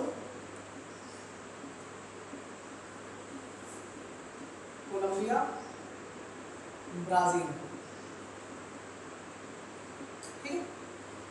दक्षिण अमेरिका का सबसे बड़ा देश ब्राजील। दक्षिण अमेरिका का सबसे बड़ा देश कौन सा है? ब्राजील। अब विश्व में कौन से नंबर पे है? 5वें नंबर पे, ठीक है। इक्वाडोर की राजधानी क्या है? क्विटो। और कोलंबिया की बगोटा। ब्राजील की ब्राजीलिया आएगा। आगे बढ़ेंगे तो प्रशांत महासागर पहले मिलेगा, फिर अटलांटिक ओशियन आएगा। अटलांटिक महासागर से होकर जाती है भूमध्य रेखा। और इसके बाद आपका कौन सा कॉन्टिनेंट आएगा? Africa continent. अफ्रीका कॉन्टिनेंट का एक छोटा सा द्वीप है, साओ टोम एंड प्रिंसिप। क्या नाम है? Sao Tome and Principe. ये एक छोटा सा द्वीप है, ठीक है।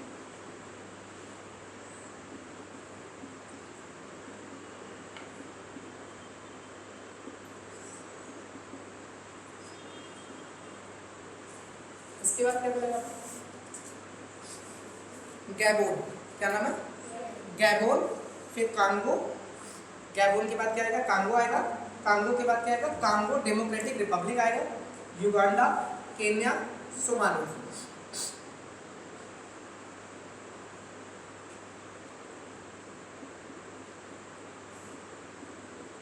गैबोन, गैबोन के बाद आपका क्या आएगा? कांगो।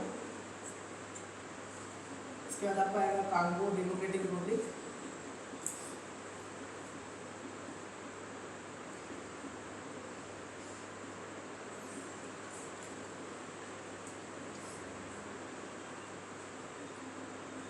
इसके बाद युगांडा है, केन्या है, सोमालिया।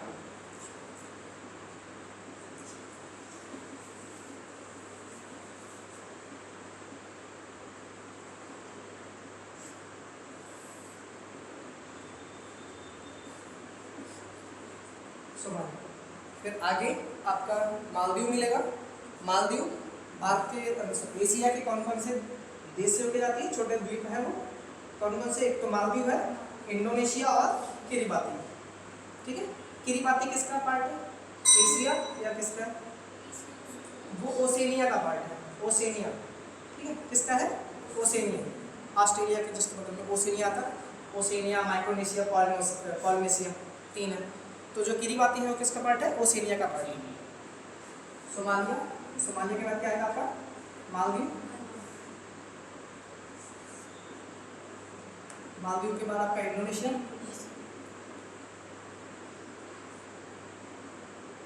फिर आपको कौन सा है?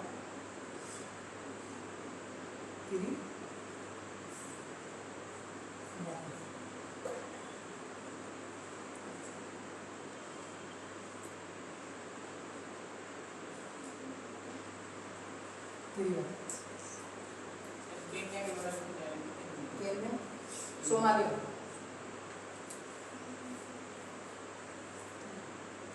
और तीसरी जो रेखा है आपकी वो कौन सी है? मकर रेखा। मकर रेखा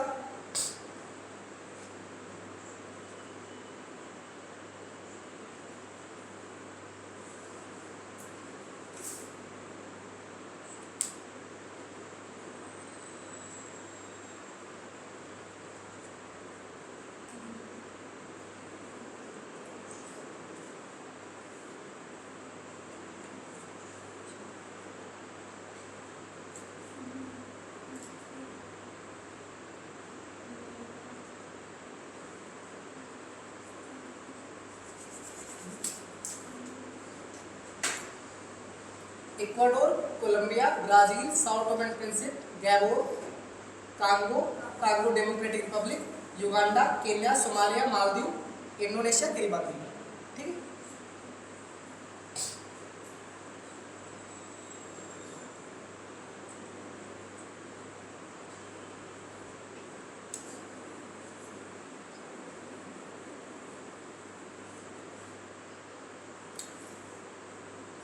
अगली आएंगे है मकर रेखा। मकर रेखा जो है दक्षिण अमेरिका, इसके बाद आपका अफ्रीका, फिर ऑस्ट्रेलिया से होकर जाती है। ठीक है। ऑस्ट्रेलिया एक द्वीप भी है, महाद्वीप है और एक देश भी है। ठीक है। आपका दक्षिण अमेरिका, दक्षिण अमेरिका में एक देश आता है चिली। ठीक है। चिली की लंबाई जो है पश्चिम में सबसे अधिक लंबा है चिली। सभी देशों में अगर देखा जाए तो लंबाई के आधार पर सबसे लंबा कौन सा है? चिली है। ठीक है। क्वेश्चन पूछा गया था याद है। तो सबसे पहले कौन सा आएगा? चिली। कौन से रेखा की बात हो रही है आपकी? मकर रेखा। यहाँ पर सबसे पहले एक देश आएगा जिसका नाम है चिली। चिली की राजधानी क्या? सैंटियागो। चिली के बाद आपका दूसरा देश आता है अर्जेंटीना। क्या था? अर्जेंटीना। इसके बाद आपका पराग्वे, फिर ब्राजील। ठीक है। 4 देश है दक्षिण अमेरिका के। कितने देश है? 4। चिली है, इसके बाद Argentina,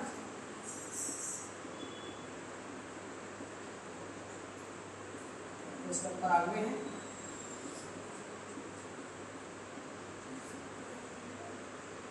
chilli, Argentina, Paraguay, Brazil,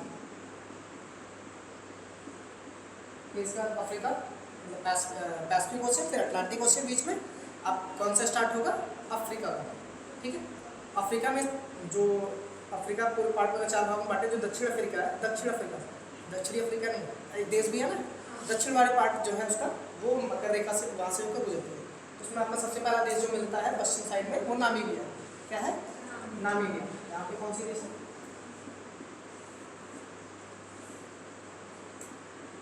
Namibia है। उसके बाद कौन सा था? बोत्सवाना। फिर आपका दक्षिण अफ्रीका एक देश भी है।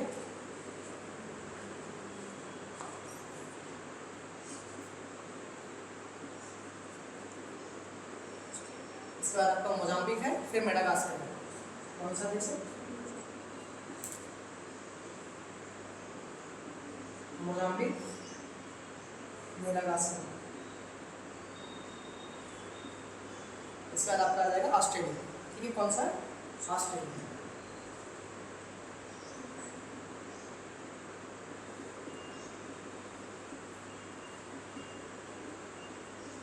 ऑस्ट्रेलिया इतने देशों से होकर गुजरती है।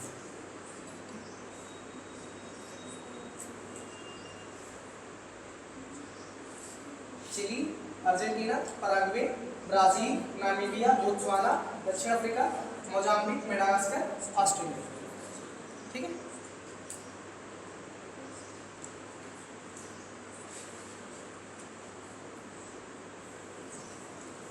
अगला क्या है? देशांतर रेखा। किसके बारे में पढ़ना? देशांतर रेखा।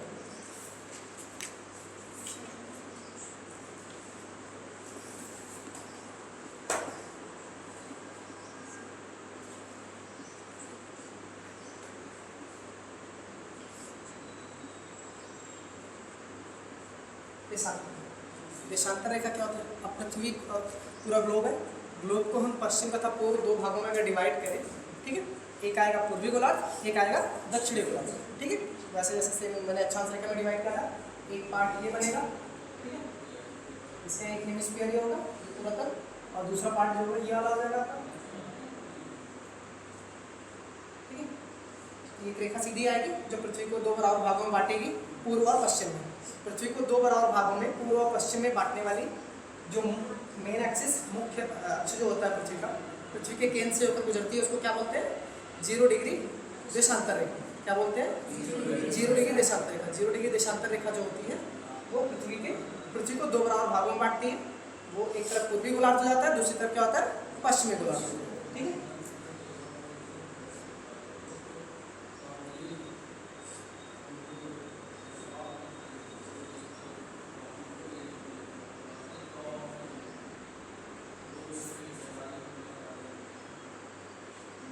ये पूरा गोला बनता है, सीधी रेखा नहीं है, ठीक है, सीधे ऐसे।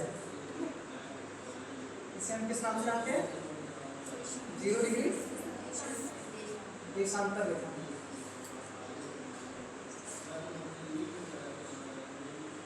देशांतर रेखा, ठीक है। इसे हम क्या बोलते हैं? प्रधान मध्य रेखा के नाम से भी जानते हैं। क्या? प्रधान मध्य रेखा, ठीक है। ग्रीनविच रेखा, ग्रीनविच लाइन भी बोलते हैं। क्या बोलते हो आप?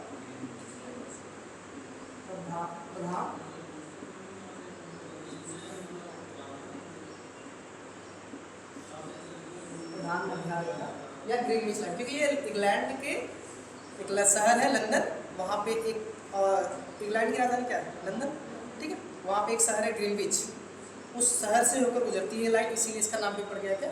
ग्रीनविच। ग्रीनविच, ठीक है। लंदन में एक शहर है जिसका नाम क्या? ग्रीनविच। वहाँ से होकर ये लाइन गुजरती है, इसकी इसीलिए 0 डिग्री देशांतर रेखा को हम क्या बोलते हैं? ग्रीनविच रेखा के नाम से भी जाना जाता है, ठीक है। अब जैसे मैंने उसमें बताया था कि आधार किसको माना गया था?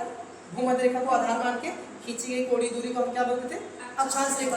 सेम यहाँ पे भी है, लेकिन इसमें आधार किसको माना जाएगा? देशांतर रेखा। 0 डिग्री देशांतर रेखा को आधार मानकर खींची गई कोणीय दूरी होगी, ठीक है। जैसे यहाँ से आधार मानेंगे, इस अंश पे खींचेंगे, फिर इसी अंश पे जितने भी अक्षांश रेखा सेम डिग्री की जितनी अक्षांश रेखाएं होंगी उनको आपस में मिलाएंगे तो एक देशांतर रेखा मिलेगी, चाहे वो 0 डिग्री का 1 डिग्री हो, 2 डिग्री हो, 3 डिग्री, आगे बढ़ते चले जाएंगे सेम। और ये पश्चिम डायरेक्शन है, ये पूर्व डायरेक्शन है। तो देशांतर रेखाओं को अगर हम डिवाइड करते हैं, टोटल देशांतर रेखाएं पृथ्वी पर कितनी खींची गई? नहीं, देशांतर रेखाओं को अगर खींचे, कि पृथ्वी कितनी है? 360, और जितनी भी देशांतर रेखाएं होती है वो अर्धवृत्त बनाती है। क्या बनाती है? और उसमें क्या था? पूर्ण वृत्त बनाते थे, इसीलिए 90-90 था, क्योंकि एक साइड फिर पीछे वाला साइड पूरा एक ही होता है, एक, ठीक है। 1 डिग्री, 23.5 डिग्री, चाहे 6 कोई भी मानो आप, एक ही होता है। लेकिन इसमें क्या होता है? पूरे पृथ्वी को हम अगर एक गोला माने और इसको उत्तरी ध्रुव तथा दक्षिणी ध्रुव को मिलाने वाली जो रेखा होती है, उत्तरी ध्रुव तथा दक्षिणी ध्रुव को मिलाने वाली जो रेखा होती है उसको क्या बोलते हैं? देशांतर रेखा बोलते हैं। यहाँ से इस डायरेक्शन मतलब नॉर्थ से साउथ को मिलाने वाली जो रेखा होती है उसको क्या बोलते हैं? देशांतर रेखा बोलते हैं। जो देशांतर रेखाएं होती हैं वो पूर्ण गोला नहीं होती, वो एक अर्धवृत्त बनाती है। क्या बनाती है? अर्धवृत्त बनाती है। जब अर्धवृत्त बनाएंगे तो एक साइड जो सामने वाला दिख रहा है फ्रंट, और एक बैक साइड होगा, तो सामने की साइड 180, पीछे भी 180, टोटल मिला के कितने होंगे? अगर इसको हम एक पैरेलल ऐसे इसको 2D में ओपन करें तो 0 डिग्री यहाँ पे आएगा, 0 डिग्री देशांतर रेखा यहाँ पे होगी, फिर सेम क्रम में 180 तक जाएंगे, यहाँ पर 180 डिग्री पे यहाँ पे जाएंगे, और सेम इधर भी 180 डिग्री तक जाएंगे, ठीक है, 180। तो टोटल अक्षांश देशांतर रेखाओं की संख्या अगर पूछी जाए कितनी आएगी? वैसे तो काउंट करेंगे तो 180 से उसमें 90 प्लस 90 प्लस 0 को काउंट किया था, इसमें क्या होगा? 180 प्लस 180 प्लस 0, 0 मतलब 1 मानेंगे, टोटल कितनी हो जाएगी? 361। कितनी होगी? 361। ये कन्फ्यूजन रहता है, दोनों को साथ में मिला के पढ़ेंगे। बट ये जो 180 डिग्री, इसको क्या बोलेंगे? ये आपका कौन सा पश्चिम है, इसको हम क्या बोलेंगे? पश्चिमी वेस्टर्न देशांतर, इसको पश्चिमी देशांतर, इसको क्या बोलेंगे? पूर्वी देशांतर, ईस्टर्न देशांतर।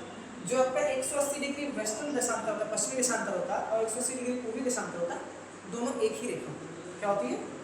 दोनों एक ही रेखा होती है, दोनों आपस में गोला है, इसको अगर पूरा मिलाएंगे, ऐसे फोल्ड करेंगे तो दोनों एक ही दूसरे को आएंगे ना। बस हमें से तिथि को ज्ञात करने के लिए जो मतलब डेडलाइन होती है इसी 180 डिग्री पश्चिमी देशांतर या पूर्वी देशांतर को हम 180 डिग्री देशांतर रेखा बोलेंगे। इसी रेखा को हम क्या बोलते हैं? इंटरनेशनल डेट लाइन बोलते हैं। क्या बोलते हैं? इंटरनेशनल डेट लाइन के नाम से जाना जाता है। तो जो एक 0 डिग्री होगी, इधर से 180 मिलके 360, बट दोनों कॉमन है तो 1 माइनस हो जाएगा, ठीक है, और 0 को ऐड करेंगे फिर वापस 360 ही मिलेगा ना। देखो 180 प्लस 180, 0 वाले को 1 ऐड करेंगे, बट ये दोनों तो कॉमन है, सेम है, हम एक काउंट करेंगे तो 1 माइनस भी कर देंगे वापस, तो कितना बचेगा? 360 बचेगा। टोटल देशांतर रेखाओं की संख्या अगर पूछी है तो कितनी है? 360 देशांतर रेखाएं। टोटल पूरे ग्लोब पे कितने देशांतर रेखाएं खींची गई? 360 देशांतर रेखाएं खींची गई।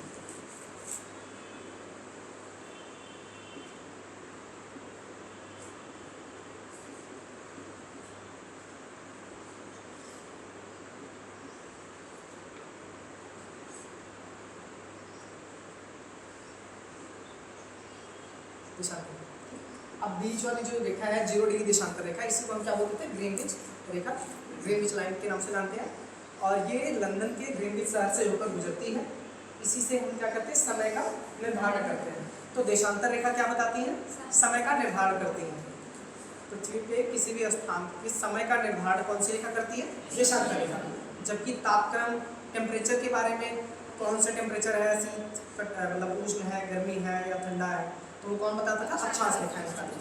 और देशांतर रेखाएं समय का निर्धारण करती हैं, ठीक है। तो 0 डिग्री देशांतर रेखा को ही हम प्रधान मध्य रेखा बोलते हैं, ग्रीनविच लाइन के नाम से जाना जाता है, ठीक है।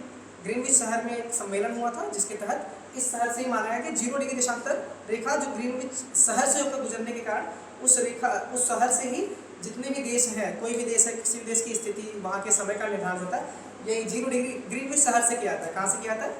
ग्रीनविच शहर से किया था, जो 0 डिग्री देशांतर पर स्थित है। यहाँ पे एक शहर है लंदन, मतलब यूके, यूनाइटेड किंगडम, उसका एक देश है इंग्लैंड में एक शहर है ग्रीनविच शहर, ठीक है। वहाँ से 0 डिग्री देशांतर रेखा गुजरती है। तो 0 डिग्री देशांतर रेखा भी कुछ देशों से होकर गुजरती है, वो भी पूछा जाता है एग्जाम में।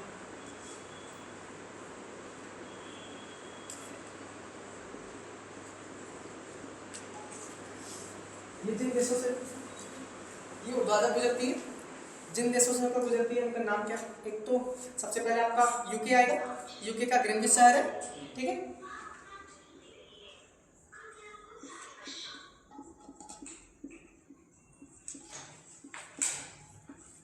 यूके का ग्रीनविच है। उसके बाद आपका पता है, इसके बाद फ्रांस आता है।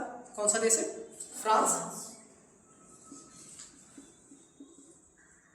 फिर आपका स्पेन आता है।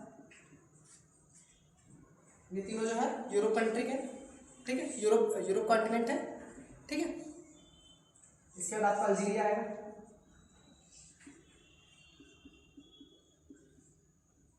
अल्जीरिया के बाद आपका माली आएगा,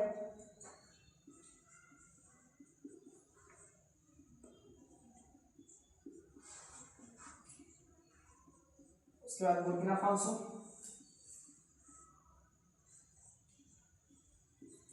फिर टोगो, फिर घाना, और सबसे लास्ट में आपका है क्वींस मॉड लैंड, जिसको अंटार्कटिका बोलते हैं। अंटार्कटिका का एक द्वीप है क्वींस मॉड लैंड, वहां से ऊपर गुजरती है।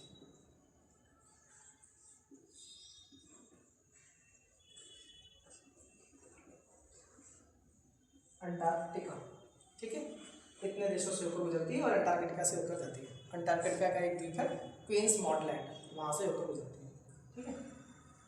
0 डिग्री देशांतर रेखा।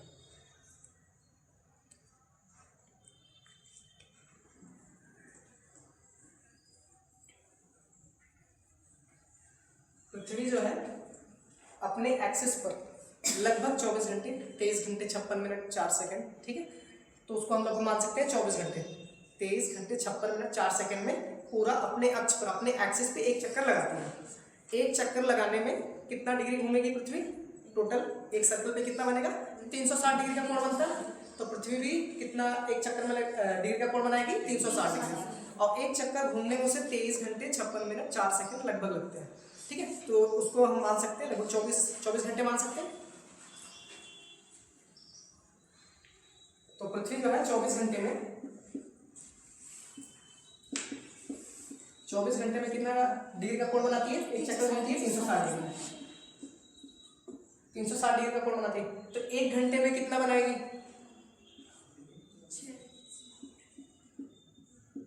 तो क्या करेंगे, 24 से भाग देंगे 360 में, कितना आएगा? 15। ठीक है, 15 डिग्री का कोण बनाएगा 1 घंटे में। और 1 घंटे में मिनट अब 1 मिनट में पूछा जाए मिनट में कैसे बनेगा, या 1 डिग्री का कोण बनाने में उसको कितना टाइम लगता है? तो 15 डिग्री का कोण बनने में उसे 1 घंटा अर्थात 60 मिनट लग रहे हैं। कितना मिनट लग रहा है? 1 डिग्री का कोण बनाने में कितना टाइम लगेगा? 4 15 बटे 60 बटे 15 करेंगे, कितना आएगा? 4 मिनट। इसका मतलब क्या है कि 1 डिग्री अक्षांश रेखा, एक अक्षांश रेखा से दूसरे अक्षांश रेखा जाने में उसे कितना टाइम लगता है? कितने डिग्री का कोण बनाती है पृथ्वी घूमने में? 4 मिनट का टाइम लेती है। उस पर 4 कितना समय लेता है वो? 4 मिनट। 4 मिनट में एक अक्षांश कवर कर लेता है पृथ्वी। ठीक है,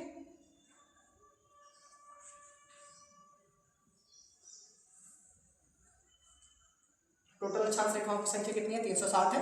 इनको 2 बराबर भागों में बांटा जाता है, एक पूर्वी गोलार्ध में है अक्षांश रेखा है और एक पश्चिमी गोलार्ध की अक्षांश रेखा है।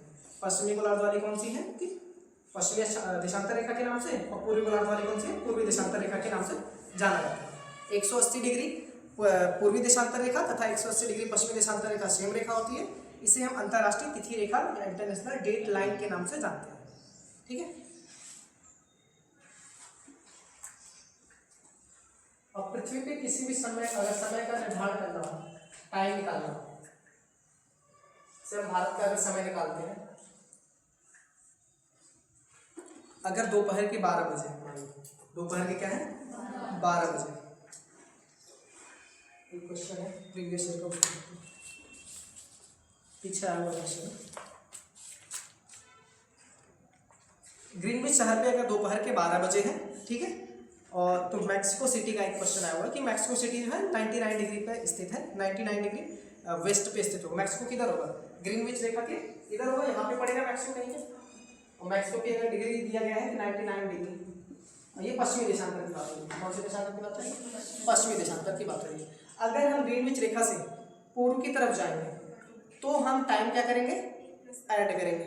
टाइम को हम क्या करेंगे? ऐड करेंगे। और पश्चिम की दिशा में जाएंगे तो क्या करेंगे? माइनस करेंगे। ठीक है, पश्चिम की दिशा में जाएंगे तो माइनस करेंगे, पूर्व की दिशा में जाएंगे तो प्लस करेंगे। कहाँ से हम ये बता रहे हैं? ग्रीनविच लाइंस अर्थात 0 डिग्री देशांतर रेखा से पूर्व की दिशा में जाने पर प्लस करते हैं और पश्चिम दिशा में जाने पर समय को माइनस करते हैं, घटाते हैं। ठीक है,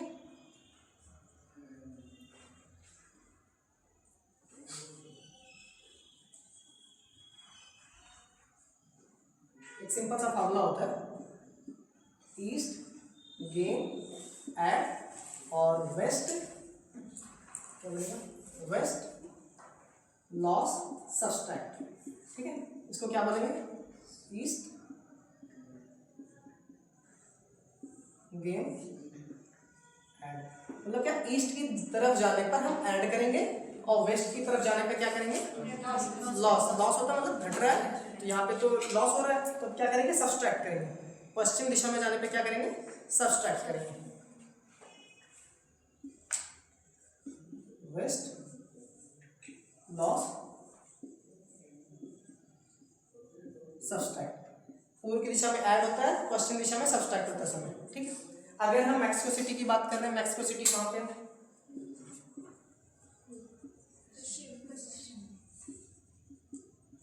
मैक्सिको सिटी का जो निर्धारण जो डिग्री दी गई है वो 99 है। ठीक है, 99 डिग्री, और इसको क्या बोलेंगे? पश्चिमी देशांतर। क्या बोलेंगे? पश्चिमी देशांतर रेखा। अगर यहाँ का समय निकालना है तो कैसे निकालेंगे? आप पहले हम देखेंगे कितने का अंतर है, कितने का अंतर है? 0 से 99 का अंतर है। तो 99 का अंतर, 1 डिग्री घूमने में कितना टाइम लगता है? 4 मिनट। तो 99 में कितना हो जाएगा? 99 × 4 करेंगे। ठीक है, कितना है?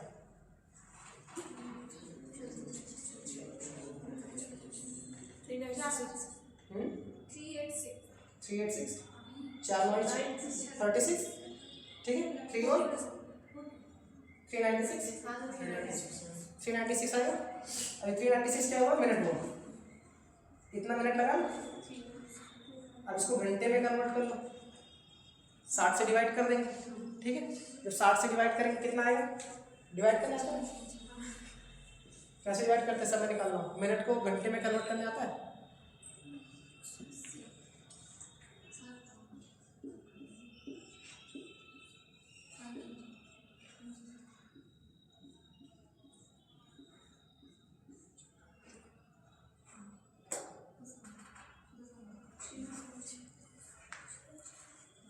सेकेंड, मिनट सबको ध्यान में रखे करना।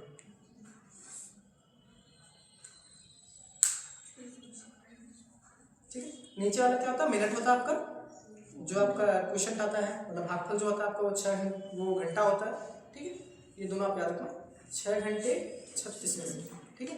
इतने घंटे का अंतर होगा। और हम ये किस दिशा में जा रहे हैं, 0 डिग्री देशांतर रेखा के पश्चिम में जा रहे हैं। तो क्या करेंगे यहाँ पे, वेस्ट लॉस सब्सट्रैक्ट, तो इसको हम टाइम से क्या करेंगे, सब्सट्रैक्ट करेंगे। अच्छा 0 डिग्री पे मैंने पहले बोला था कि 0 डिग्री पे कितने बज रहे हैं, 12 बज रहे हैं, दोपहर के कितने बज रहे हैं, 12। 0 डिग्री देशांतर रेखा पे टाइम क्या हो रहा है, देशांतर है, तो यहाँ पे अगर हम 12 बजे बता रहे हैं, 12 बजे, ठीक है। तो अब 99 डिग्री पे क्या होगा, 99 डिग्री वेस्ट देशांतर पे क्या टाइम निकल के आएगा, हम माइनस करेंगे, माइनस करेंगे या प्लस करेंगे, माइनस करेंगे। तो कितना माइनस करेंगे, 6 घंटे 36 मिनट। अब 12 बजे में से 6 घंटे 36 मिनट माइनस करो, कितना आएगा, 5:24। तो यहाँ पे टाइम क्या होगा, 5:24 मिनट, सुबह का या शाम का, AM हो गया PM, तो दोपहर से अगर हम माइनस कर रहे हैं तो पीछे जाएंगे या आगे की तरफ, तो पीछे आएंगे। तो दोपहर से पहले क्या आता है, ये सुबह का टाइम होता है, ठीक है। कौन सा टाइम होता है, सुबह का टाइम। तो पश्चिम सूर्य देखो इधर पूर्व से निकलता है, पश्चिम दिशा में जाएगा, तो इधर लेट रहेगा ना, और यहाँ पे जल्दी रहेगा। तो जिस साइड सूर्य जल्दी रहेगा, समय उधर जल्दी बीतेगा। तो इसीलिए इधर क्या करते हैं, ईस्ट गेन ऐड करते हैं, और पश्चिम दिशा में जाते हैं तो क्या करते हैं, वेस्ट लॉस सब्सट्रैक्ट। सिंपल सा, एस फॉर सब्सट्रैक्ट हो गया, ए फॉर ऐड। ईस्ट दिशा में जाने पर ऐड होता है और वेस्ट साइड में जाने पर सब्सट्रैक्ट होता है, ठीक है। अगर भारत की समय निकालना हो, भारत में क्या, अच्छा भारत का जो मानक समय होता है क्या होता है, 5 घंटे 30 मिनट। हाँ 5 घंटे 30 मिनट होता है। निकालते कैसे, सेम यही फॉर्मूला लगेगा, ठीक है। इसको रटना नहीं है, सिंपल सा फॉर्मूला है कि 0 डिग्री से जितना डिग्री ज़्यादा है, 0 से जितना ज़्यादा डिग्री है उसको आपको किससे मल्टीप्लाई करना है, 4 से करना है। और 4 कहाँ से मिला है, शुरुआत में बताया था कि पूरी पृथ्वी जो है 360 डिग्री घूमती है, एक 24 घंटे में, एक दिन में 24 घंटे होता है ना, 24 घंटे में टोटल कितना, अच्छा एक दिन में 24 घंटे, 24 घंटे में कितने मिनट, 1440 मिनट होता है। डिवाइड करेंगे 1440 में, तब भी वही मिलेगा आपको, ठीक है। तो एक डिग्री घूमने में से टाइम कितना लगता है, 4 मिनट। उसी 4 मिनट का हम जितने डिग्री का अंतर होता है दो स्थानों के बीच का, अर्थात ग्रीनविच से जिस स्थान का हमें निकालना है उसमें मल्टीप्लाई कर देते हैं। मल्टीप्लाई करने के बाद जो भी आता है वो क्या आता है, मिनट में आता है, वो घंटे में नहीं आता, मिनट में आता है। तो मिनट को हमें क्या करना होता है, कन्वर्ट करना होता है। वो आप घंटे में कन्वर्ट करके, अगर वो ईस्ट साइड का पूछा गया, अगर मैक्सिको दिया गया तो आपको सोचना पड़ेगा मैक्सिको किधर स्थित है। अगर यहाँ पे नहीं लिखा होता पश्चिम, और सिर्फ ये दिया होता कि मैक्सिको है, और मैक्सिको का जो है 99 देशांतर है, 99 डिग्री देशांतर रेखा है, तो आपको खुद सोचना पड़ेगा कि ग्रीनविच के किस डायरेक्शन में मैक्सिको स्थित है। तो मैक्सिको जो है आपका कहाँ पे है, ये उत्तरी अमेरिका का एक देश है, मध्य अमेरिका में आता है ना। तो मैक्सिको जो आपका पश्चिम दिशा में है, पश्चिम दिशा में हम क्या करते हैं, सब्सट्रैक्ट करते हैं। पश्चिम दिशा में समय को निकालने के लिए हम क्या करते हैं, सब्सट्रैक्ट। सब्सट्रैक्ट करेंगे तो 12 बजे में से अगर हम 6:36 निकालेंगे तो कितना बचेगा, 5:24 बचेगा, ठीक। एक मानक समय रेखा होती है, सभी देश अपने देश की मानक समय रेखा निर्धारित करते हैं। टोटल अगर कटिबंधों में बांटा जाए पूरे देशांतर रेखा को, कितने बनेंगे, 24 बनेंगे। 15 डिग्री का बन रहा है ना, एक घंटे में कितने का बन रहा है, 15 डिग्री का बन रहा था। तो 15 से अगर हम डिवाइड करेंगे 360 में, कुल कितने कटिबंध बनेंगे, 15-15 के रेंज में 24 बनेंगे। तो टोटल कितने कटिबंध होंगे पूरे देशांतर रेखा के आधार पे, 24 कटिबंध बनेंगे। और सभी देश जो होते हैं या तो 15 का आधा क्या होगा, 7.5 या 15 के मल्टीपल में ही अपने मानक समय का निर्धारण करते हैं, ठीक है। जितने भी देश होते हैं उनकी जो मानक समय रेखा होती है वो या तो 15 के मल्टीपल में होगी या तो उसके आधा 7.5। जैसे भारत का है तो भारत का क्या है, 7.5 के मल्टीपल में है, वो जितनी भी लाइन होगी तो किसी भी देश का अगर देखेंगे तो वो सभी देशों की जो मानक समय रेखा होगी वो 7.5 से कटेगी या तो 15 से कटेगी। ठीक है, सबसे अधिक मानक समय रेखा किस देश की है? फ्रांस की है, टोटल लगभग 12 है। फ्रांस की मानक समय रेखा कितनी है? 12 है। उसके बाद आपका आता है रूस है, रूस का 9 है, उत्तरी में मतलब अमेरिका का है 9, कनाडा का 6 है। ठीक है, ये सब नहीं ज़्यादा पूछा नहीं जाता, बस ये पूछा गया, एक बार क्वेश्चन आया था कि सबसे अधिक मानक समय रेखा किसकी है, तो फ्रांस की है। एक बार आया था ना, इस आया था इलाहाबाद हाईकोर्ट में। अब भारत की मानक समय रेखा क्या है? भारत की मानक समय रेखा क्या?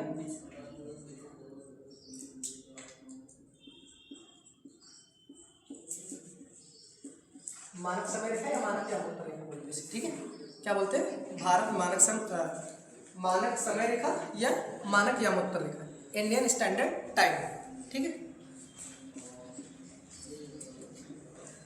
IST के नाम से जानते हैं। अब भारत की जो मानक समय रेखा है वो 82.5 डिग्री 82.5 डिग्री ईस्ट से होके जाती है या वेस्ट से? ईस्ट से। भारत जो है ग्रीनविच शहर से पूर्व में स्थित है, तो भारत की मानक समय रेखा कितनी है? 82 डिग्री 1.2 82.5 डिग्री क्या होगी? ईस्ट, मतलब पूर्वी देशांतर रेखा, पूर्वी देशांतर है भारत का। क्या है? एक 82.5 डिग्री पूर्वी देशांतर, इसको ऐसे भी बोल सकते हैं।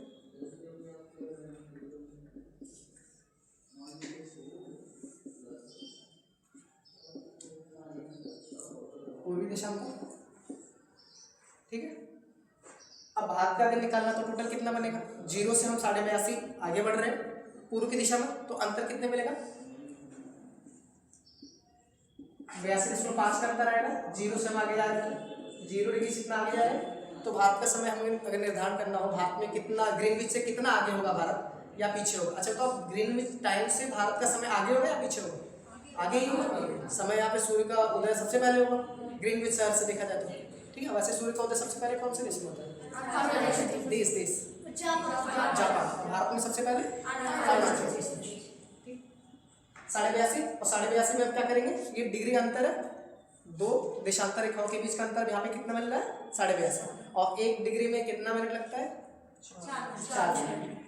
तो 82.5 में 4 का मल्टीप्लाई करेंगे, इसको आप 1.2 को 0.5 लिख सकते हो, ठीक है।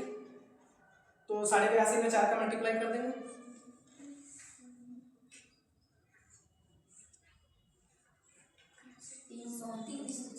कितना?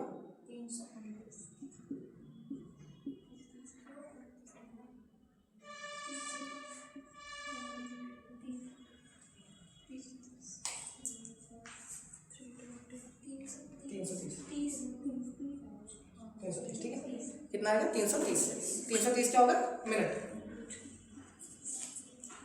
इसको घंटे में बदलना, वही 5 घंटा 30 मिनट आएगा, 5 घंटा 30 मिनट। तो भारत का जो समय है, मानक समय रेखा 82.5 डिग्री ईस्ट पूर्वी देशांतर से होकर गुजरती है तथा ग्रीनविच शहर लंदन से 5.5 घंटे आगे है, ठीक है।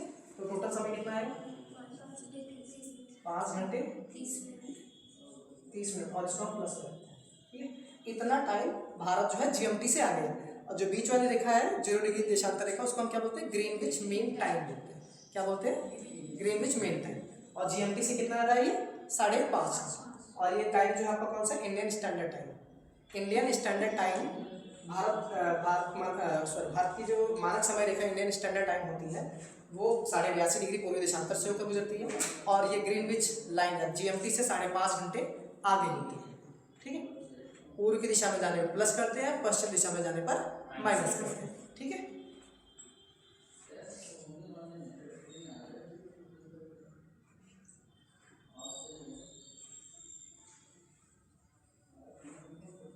अब देशांतर रेखाओं में क्या है? देशांतर रेखाएं जो होती हैं, सभी देशांतर रेखाएं समांतर होती हैं, सही है गलत? जितनी भी देशांतर रेखाएं होती हैं समांतर होती हैं, समांतर होती है। जैसे अक्षांश रेखाएं क्या थी? एक दूसरे के समांतर थी, ठीक है। लेकिन देशांतर रेखाएं जो होती हैं वो एक दूसरे के समांतर नहीं होती, ठीक है। तो याद रखना।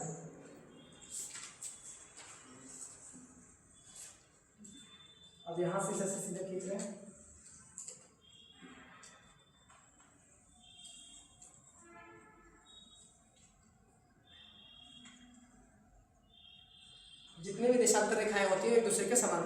समानांतर नहीं होती है। जैसे हम अगर विषुवत रेखा पे देखा जाए, विषुवत रेखा पर इनके बीच की दूरी जो होती है वो अधिकतम होती है। दो रेखाओं के बीच की जो दूरी होती है वो यहाँ पर अधिकतम होती है। इनके बीच की दूरी क्या है? अधिकतम होती है। ये सीधी लाइन जब खींचेंगे तो ये दूरी क्या है? जैसे जैसे हम ध्रुव की साइड जाएंगे कम होती चली जाती है। तो देशांतर, दो देशांतर रेखाओं के बीच की दूरी विषुवत रेखा अर्थात भूमध्य रेखा से ध्रुवों की तरफ जाने पर कम होती जाती है। ठीक है, ध्रुवों पर वो कितनी होती है? 0 होती है। कितना होता है? अगर ध्रुव, दो देशांतर रेखाओं के बीच की दूरी लिखे तो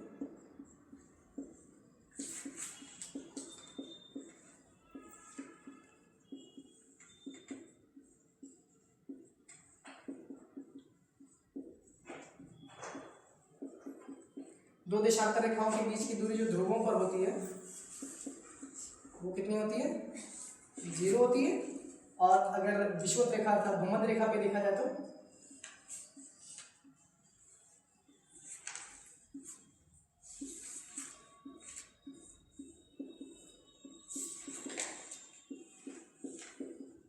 एक 111.32 किलोमीटर के आसपास लगभग। ठीक है, 111.32 किलोमीटर। इससे क्या पता चल रहा है कि जो दो देशांतर रेखाएं होती हैं उनके बीच की दूरी विषुवत रेखा पर अर्थात भूमध्य रेखा पर सबसे अधिक होती है, जबकि ध्रुवों की साइड जाने पर दूरी कम होती चली जाती है। ऊपर साइड जाएंगे तब भी कम होगा, नीचे साइड जाएंगे तो भी कम होगा। ठीक है, लेकिन अक्षांश रेखाओं में क्या बताया था? अक्षांश रेखाएं जो होती हैं ध्रुवों से, अक्षांश रेखा से अर्थात सॉरी भूमध्य रेखा से जैसे जैसे हम ध्रुव की तरफ जाते हैं उनके बीच की दूरी थोड़ा थोड़ा बढ़ती जाती है। एवरेज कितना होता है उनका? 111 होता है। ठीक है, जबकि इसमें क्या है कि विषुवत रेखा पे सबसे अधिक होती है और ऊपर ध्रुव पे जाने के बाद कितनी होती है? 0 हो जाती है, क्योंकि ये जाके एक पॉइंट पे मिलेंगे। ठीक है, इसको याद रखो। और जितने जो आपको 0 डिग्री देशांतर रेखा होती है ये एक पूर्ण वृत्त बनाती है। ठीक है, 0 डिग्री देशांतर रेखा ही एक पूर्ण वृत्त बनाती है, बाकी सभी अर्धवृत्त बनाती है। ठीक है, 0 डिग्री देशांतर रेखा एक ऐसी रेखा है जो कि एक पूर्ण वृत्त बनाती है। ठीक है, सॉरी इसमें एक चीज है, जितनी भी देशांतर रेखाएं होती है वो सभी पूर्ण वृत्त बनाती है, क्योंकि वो अक्षांश रेखा बताता है। अक्षांश रेखाएं जो होती थी वो क्या थी? पूर्ण वृत्त नहीं बनाती थी, छोटा होता चला जाता था। और इसमें जितनी भी देशांतर रेखाएं होती है क्या होती है? सभी पूर्ण वृत्त बनाती है। पूरा पीछे तक घूमेगा ना, एक आधा अर्धगोला इधर और एक आधा उस साइड, दोनों मिलाएंगे तो एक पूरा गोला होता है। ठीक है,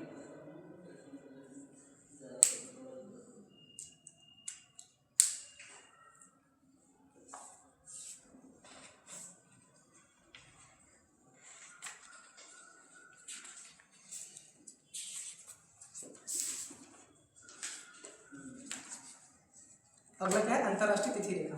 किसके बारे में पढ़ना है? अंतरराष्ट्रीय तिथि रेखा। तीसरा पॉइंट क्या है? अंतरराष्ट्रीय तिथि रेखा।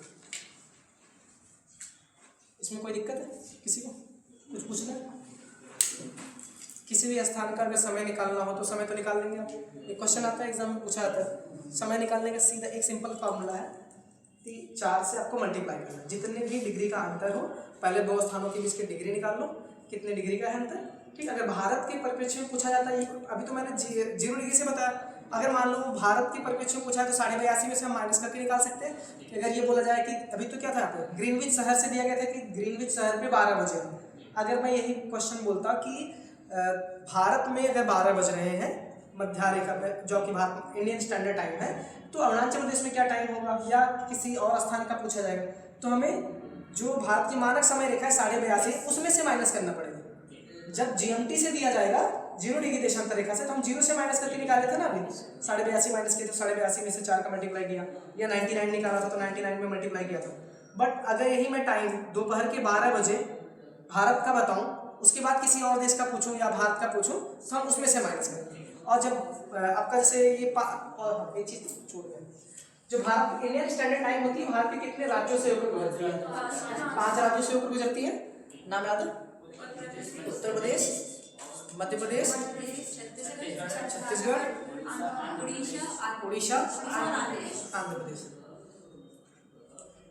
एक सिंपल सा उसका ट्रिक भी है, यूकोमा बोलते हैं। ठीक है, वो छोड़ो, आप मैप से याद करना सीधे, कितने सीधे दिखाएंगे ना। अच्छा, भारत की मानक समय रेखा किस स्थान से निर्धारण किया था?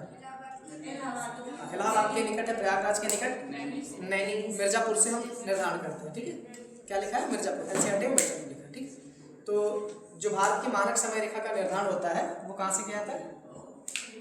मिर्ज़ापुर, इलाहाबाद प्रयागराज के निकट मिर्ज़ापुर से किया जाता है। और विश्व की जो अंतर्राष्ट्रीय समय रेखा है वो लंदन के ग्रीनविच, ठीक है। प्राचीन काल में एक अभी क्या बोलते हैं पत्रिका आई थी, उसमें पब्लिश हुआ था कि प्राचीन समय में जो विश्व की जो मानक समय रेखा थी वो कहाँ से होकर गुजरती थी, उज्जैन से होकर गुजरती थी। कहाँ से? उज्जैन एमपी में पड़ता है ना। कौन सी नदी के किनारे? क्षिप्रा। तो सबसे पहले क्या आएगा? उत्तर प्रदेश 82.5 डिग्री हम पूर्वी। अच्छा, भारत में जो 82.5 है वो पूर्वी देशांतर है ना। कौन सी देशांतर रेखा भारत से होकर गुजरती है जो मानक समय रेखा है? पूर्वी है। कौन सी है? पूर्वी। इसको याद रखना। सबसे पहले क्या आता है? यूपी, एमपी से अलग हुआ छत्तीसगढ़, ठीक है। उसके बाद क्या आएगा आपका? उड़ीसा है।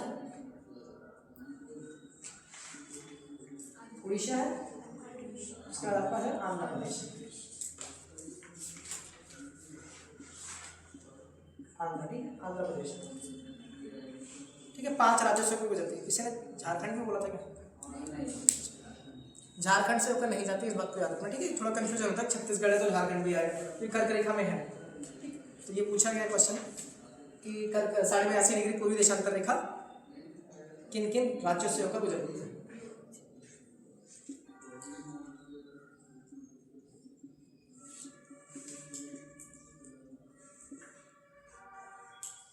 इसको भी याद रखना, ठीक है, इंपॉर्टेंट है, पूछा जाता है।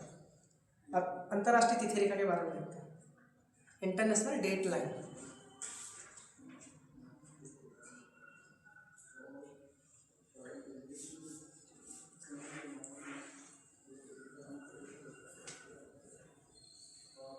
अंतर्राष्ट्रीय तिथि रेखा, जैसे हम समय का निर्धारण करते हैं वैसे तिथियों का भी निर्धारण किया जाता है, क्योंकि विश्व बहुत बड़ा है, उस पर समय का निर्धारण करना एक बड़ी चुनौती है। उसके लिए हम क्या करते हैं, एक अंतर्राष्ट्रीय तिथि रेखा खींची हुई है। 1884 में सन है। इसको याद रखने का एक अच्छा तरीका ये कि कांग्रेस का गठन कब हुआ था? 1885। उसके एक साल पहले जो है आपका 1884 में अंतर्राष्ट्रीय तिथि रेखा का निर्धारण किया गया था। एक सम्मेलन हुआ था वाशिंगटन डीसी में। अमेरिका की राजधानी है वाशिंगटन डीसी। अमेरिका की राजधानी वाशिंगटन डीसी में 1884 में अंतर्राष्ट्रीय तिथि रेखा के निर्धारण के लिए एक सम्मेलन किया गया था, ठीक है। दोनों चीज़ याद रखना, 1884 में हुआ था और कहाँ पे हुआ था? वाशिंगटन डीसी में अंतर्राष्ट्रीय।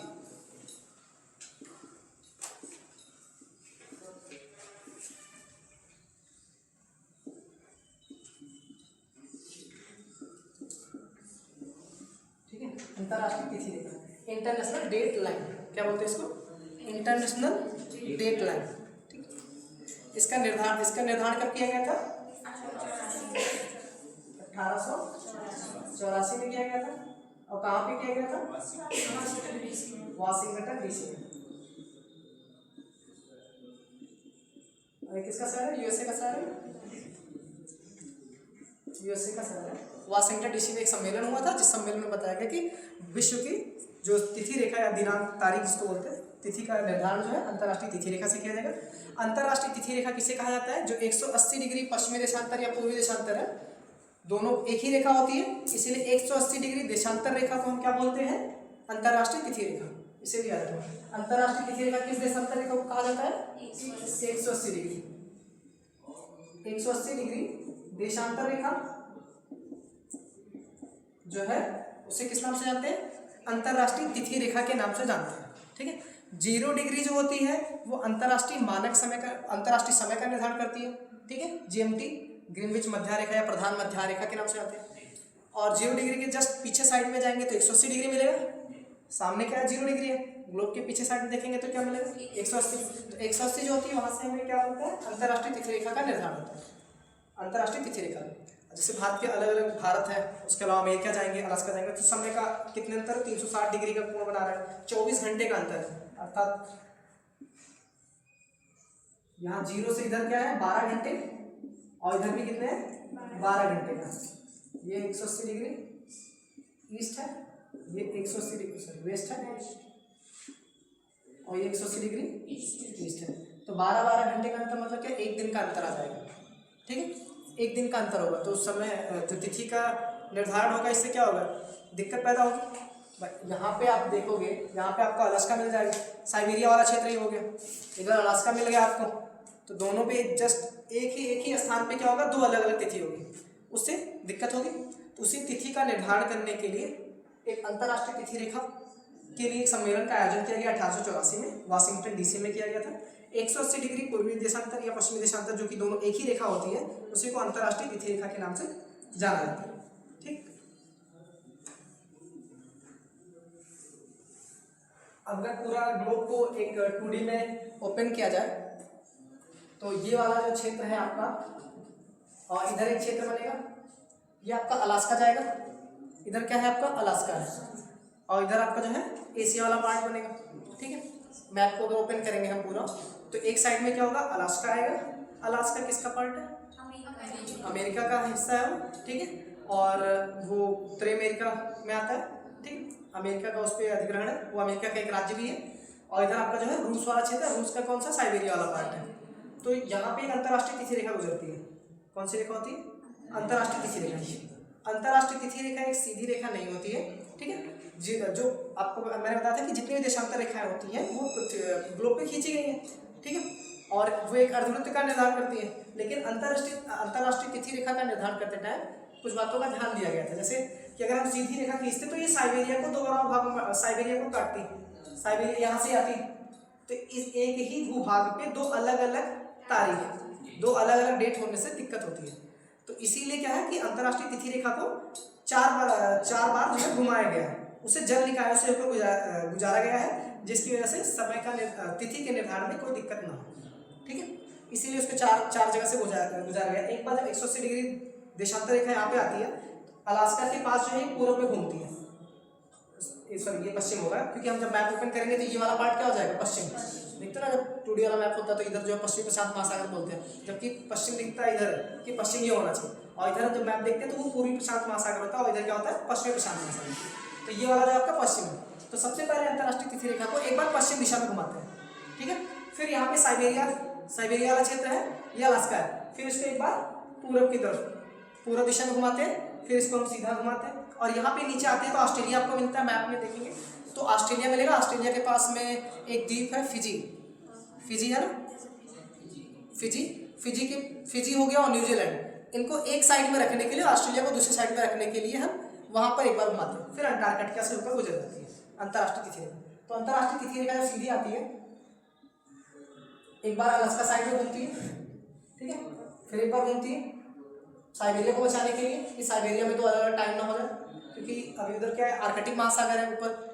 हमेशा जो अंतर्राष्ट्रीय तिथि रेखा है उसे जल निकायों से होकर गुजारा गया है। कहाँ से होकर गुजारा गया है, जल निकायों से, क्योंकि अगर किसी भी भूभाग से निकालेंगे तो वहाँ पे रहने वाले लोगों के लिए चुनौती होगी, क्योंकि एक ही स्थान पे दो अलग अलग टाइम जोन होंगे, तिथि रेखा हो जाएगी। एक ही स्थान पे, एक ही भूभाग पे दो अलग अलग तिथि होने से दिक्कत होगी। ठीक है, इसीलिए इसको एक जल निकायों से निकाला गया। पहले ऊपर आपका आर्कटिक महासागर है, फिर नीचे आएंगे चुक्ची सागर है ना, चुक्ची सागर है, फिर आपके प्रशांत महासागर से होकर जाती है। फिर इसको सीधी ला लेते हैं। ठीक है, यहाँ पर फिर इधर न्यूजीलैंड और फिजी को बचाने के लिए, न्यूजीलैंड और फिजी को एक साइड में रखने के लिए फिर एक बार घूमता है। ठीक है, फिर ये सीधा हो जाता है, और इधर जाके अटलांटिक महासागर आपको क्या पड़ता है, अंटार्कटिक महाद्वीप है, वहाँ पे घूम जाता है। फिर ये सीधे आगे जाके घूम जाती है। तो जो आपका ये अंतर्राष्ट्रीय तिथि रेखा है, ये 4 बार घुमाया गया है। इसको ये पूछा नहीं जाता वैसे, बस इतना याद रखना कि अंतर्राष्ट्रीय तिथि रेखा जो होती है वो 180 डिग्री देशांतर रेखा को हम क्या बोलते हैं, अंतर्राष्ट्रीय तिथि रेखा बोलते हैं। 180 डिग्री देशांतर रेखा, 180 डिग्री देशांतर रेखा को क्या बोलते हैं, अंतर्राष्ट्रीय तिथि रेखा के नाम से जाना जाता है। ठीक,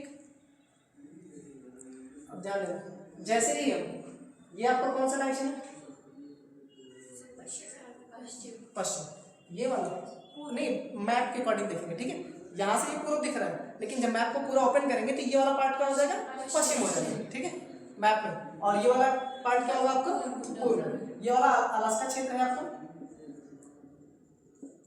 और ये आपका रूस का पूर्वी साइबेरिया है। इसको क्या बोलते हैं, पूर्वी साइबेरिया बोलते हैं ना। तो ये आपका पूर्व हो गया। अभी समय के हिसाब से हमने देखा था कि जब हम पूर्व दिशा में जाते हैं तो समय प्लस होता है, ईस्ट गेन ऐड होता है, और पश्चिम दिशा में जाते हैं तो माइनस होता है। ये वाला आपका क्या हो गया, पश्चिम। ये आपका पश्चिम है, तो पश्चिम दिशा में जाएंगे क्या होगा, समय घटेगा, और पूर्व दिशा में जाएंगे तो क्या होगा, समय बढ़ेगा।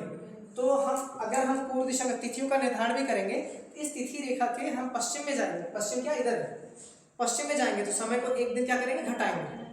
जैसे अगर तारीख 24 है इस साइड, तो इधर क्या होगा 23 तारीख, एक दिन घटाते हैं।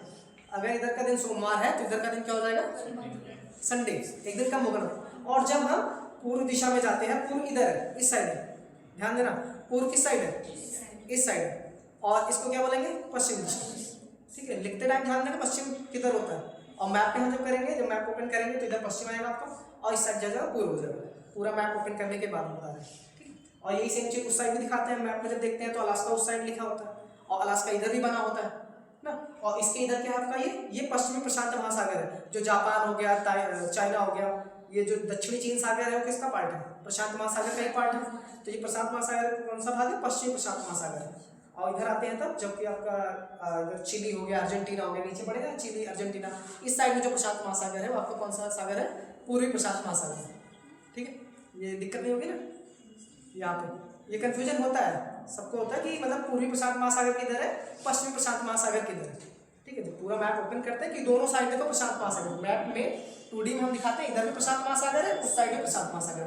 इस साइड वाले प्रशांत महासागर को हम जो आपके राइट साइड में होता है उसको हम क्या बोलते हैं, पश्चिमी प्रशांत महासागर, जबकि ईस्ट आपके लेफ्ट साइड वाला जो प्रशांत महासागर है उसको पूर्वी प्रशांत महासागर के नाम से जानते हैं। और जब भी हम इस अंतरराष्ट्रीय तिथि रेखा के पश्चिम दिशा में, पश्चिम मतलब इस साइड उल्टे हाथ में, ठीक है, पश्चिम दिशा में चले जाना, तो पश्चिम दिशा में जाएंगे तो समय को क्या करते हैं, तिथि को क्या करते हैं, एक दिन कम करते हैं, और जब हम पूर्व दिशा में जाते हैं तो एक दिन जोड़ते हैं, मतलब ऐड करेंगे उससे। ठीक है, इस बात को याद रखना।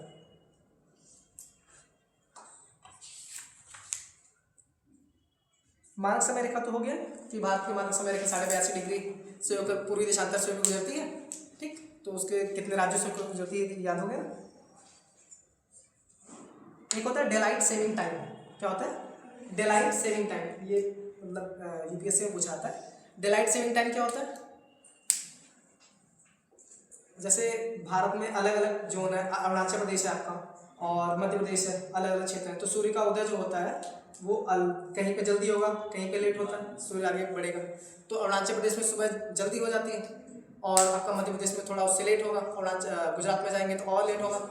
तो समय को बचाने के लिए, क्योंकि वहाँ पे सूर्योदय और सबसे पहले होगा, तो वहाँ पे टाइम जो होगा आपका, जैसे सुबह 8 बजे ही ऑफिस लोग चले जाते हैं, और यहाँ पे आएंगे तो टाइम क्या होगा आपका, जैसे यहाँ पे लोग 10 बजे जाते हैं ऑफिस, इस साइड दिल्ली में कितने बजे जाते हैं, 10 बजे जाएंगे ऑफिस, वहाँ पे 8 बजे जाना होगा। दोनों टाइम को बराबर करने के लिए जो होता है लाया गया था डेलाइट, क्या बोला उसे, डेलाइट सेविंग टाइम रखा गया। लेकिन इस चीज़ को भारत ने एक्सेप्ट नहीं किया, भारत में डेलाइट सेविंग टाइम एक्सेप्ट नहीं है।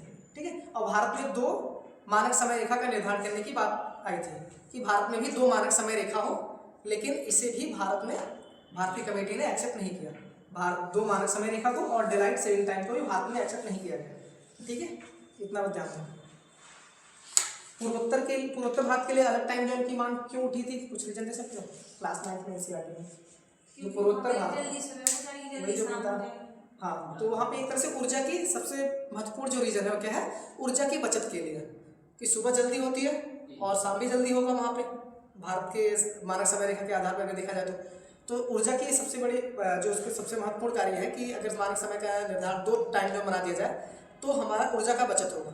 बट उससे दिक्कत भी पैदा होगी कि अलग टाइम जोन होने की वजह से क्या होगा, जो भी प्रशासनिक कार्य क्रियाविधि होगी उसमें दिक्कत पैदा होगी, वायुयान आपका रेल हो गया, इन सब में दिक्कत होगी। ठीक है, और कोई भी विदेशी आएगा तो उसके लिए भी दिक्कत पैदा होगी भारत में कि अलग अलग टाइम जोन होगा उसके लिए।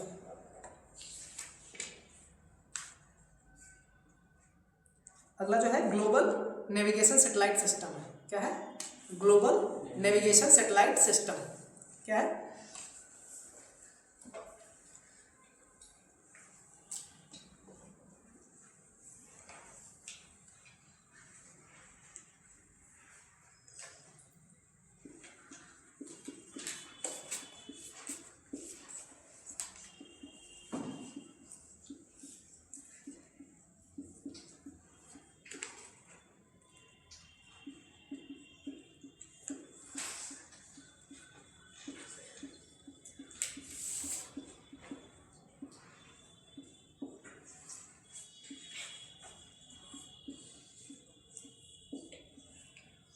Global navigation satellite system.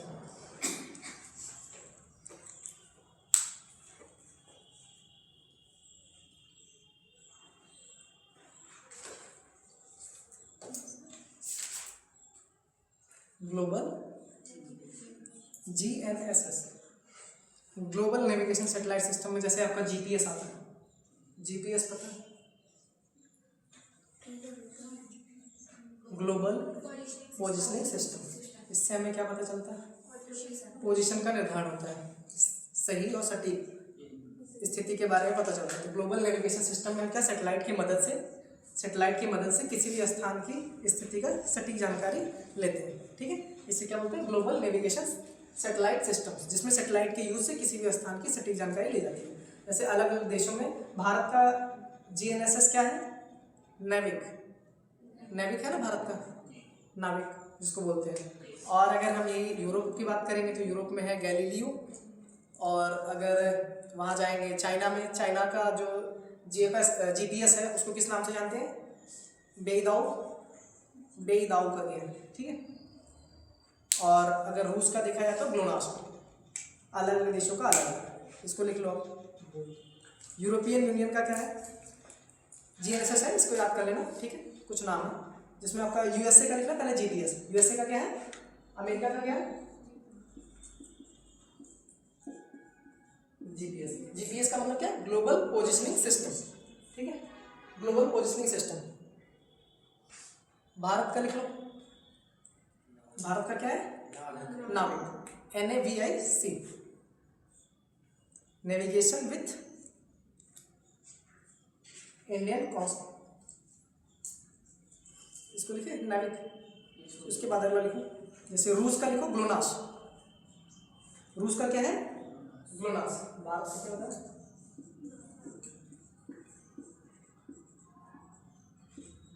Bharat का नाविक हो गया, और रूस का ग्लोनास है।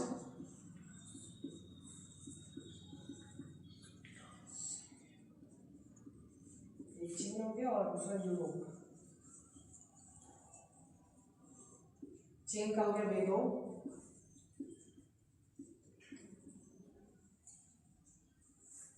और यूरोप का हो गया आपका Galileo.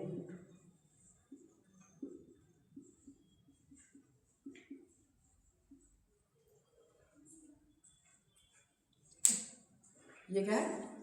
Global navigation satellite system है, जिससे हम समय स्थिति का सटीक जानकारी लेते हैं कि कोई व्यक्ति भारत में या किसी भी स्थान पे कहाँ पे खड़ा है। भारत अपना ही विकसित कर रहा है, नाविक है भारत का, और USA का क्या है? GPS, ठीक है। ये याद रखना, पूछा जाता है एग्जाम में।